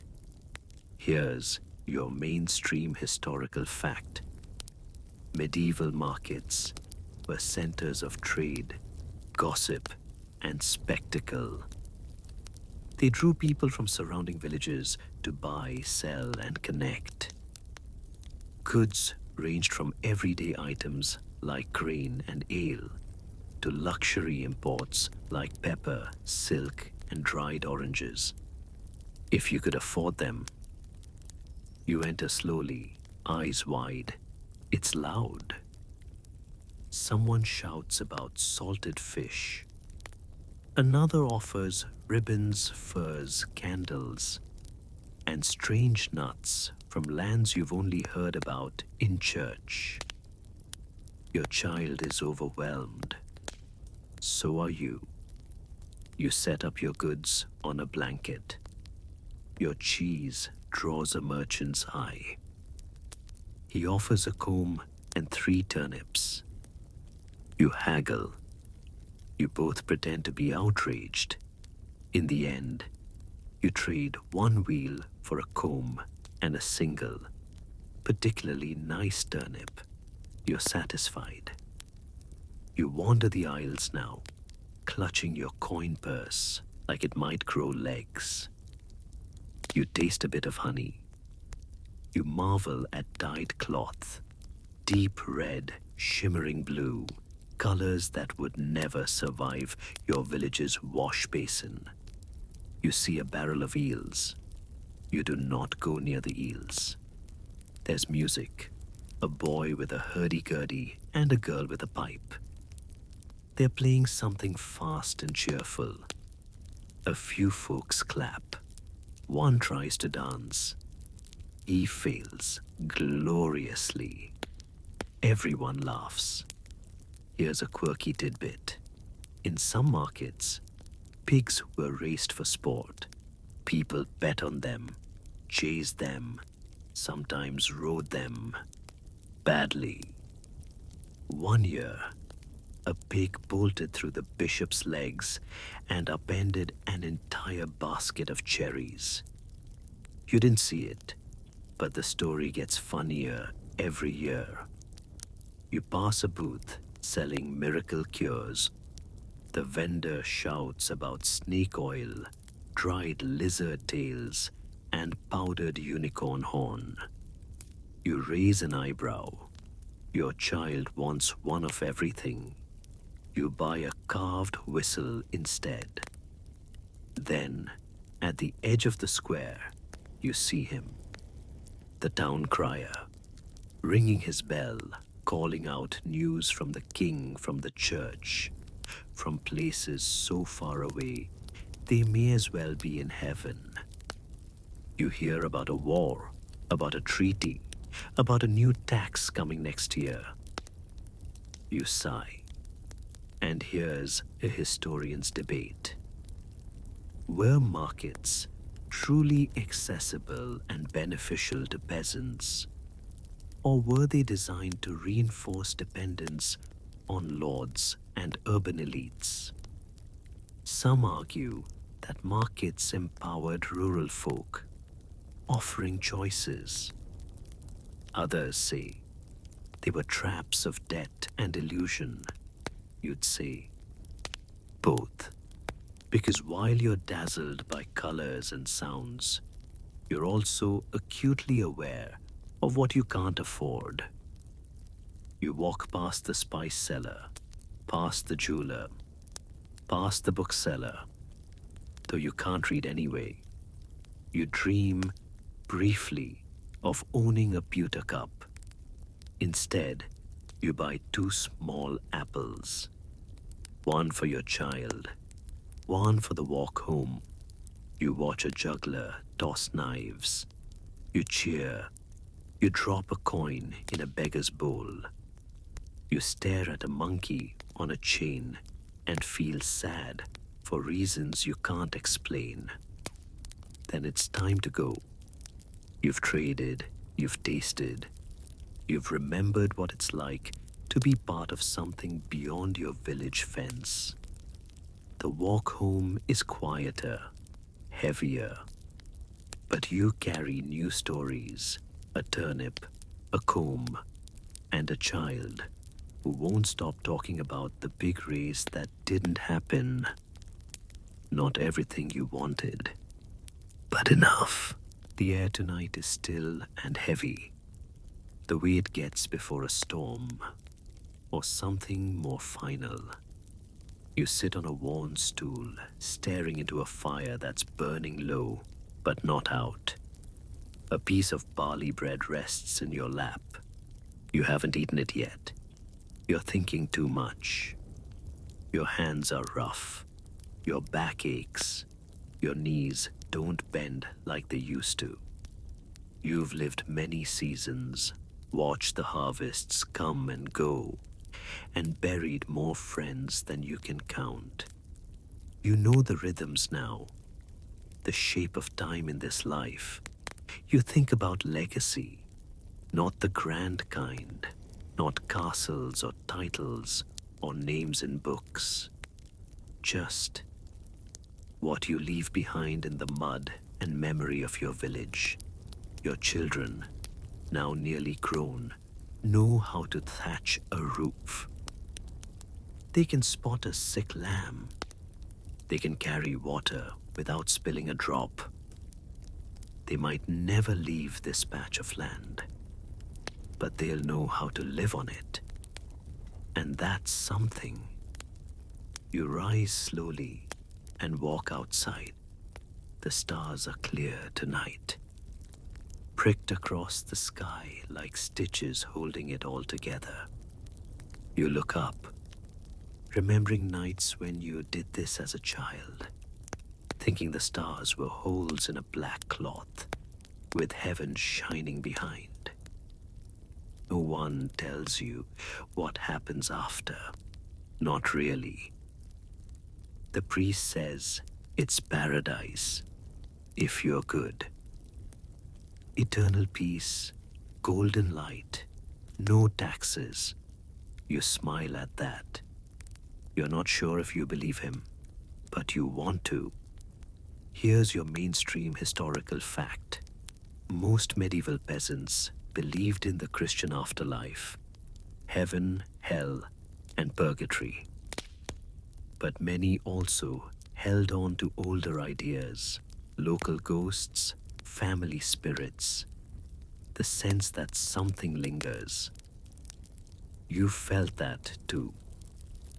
Like when you pass a place where someone died, or when you hear your mother's voice in the wind, even though she's been gone 20 winters now. You whisper to her sometimes. No one hears, except maybe the trees. There's a graveyard on the hill, simple stones worn by rain. You walk there sometimes. You fix the ones that tilt. You clear the weeds. No one asks you to. You just do. And here's a quirky tidbit. Some villagers believed your soul stayed near the body for days after death, watching, listening. That's why funerals were quiet, respectful, full of bread and silence. You've made peace with the idea that you'll be forgotten. Not right away. Your name will be spoken for a while by your children, maybe your grandchildren, but time moves like water, and eventually it washes all names smooth. Historians still debate just how anonymous most peasant lives were. Few records survive, fewer still tell stories. But that doesn't mean your life didn't matter. Because what you built, the fences, the fields, the warmth in a single room home, that is part of the world now. Even if no one carves your name in stone, you lie down on your straw bed. The fire is nearly out. You close your eyes and feel the weight of everything you've carried. The grief, the joy, the mud on your boots, the songs by the fire, the stolen apple at the fair, the cold nights, the whispered prayers, the ache of living, and the quiet, powerful truth that you endured. Now, let your breath slow. You've walked the long path of a peasant's life, felt the cold, the hunger, the warmth of laughter, the burden of taxes, the rhythm of the land.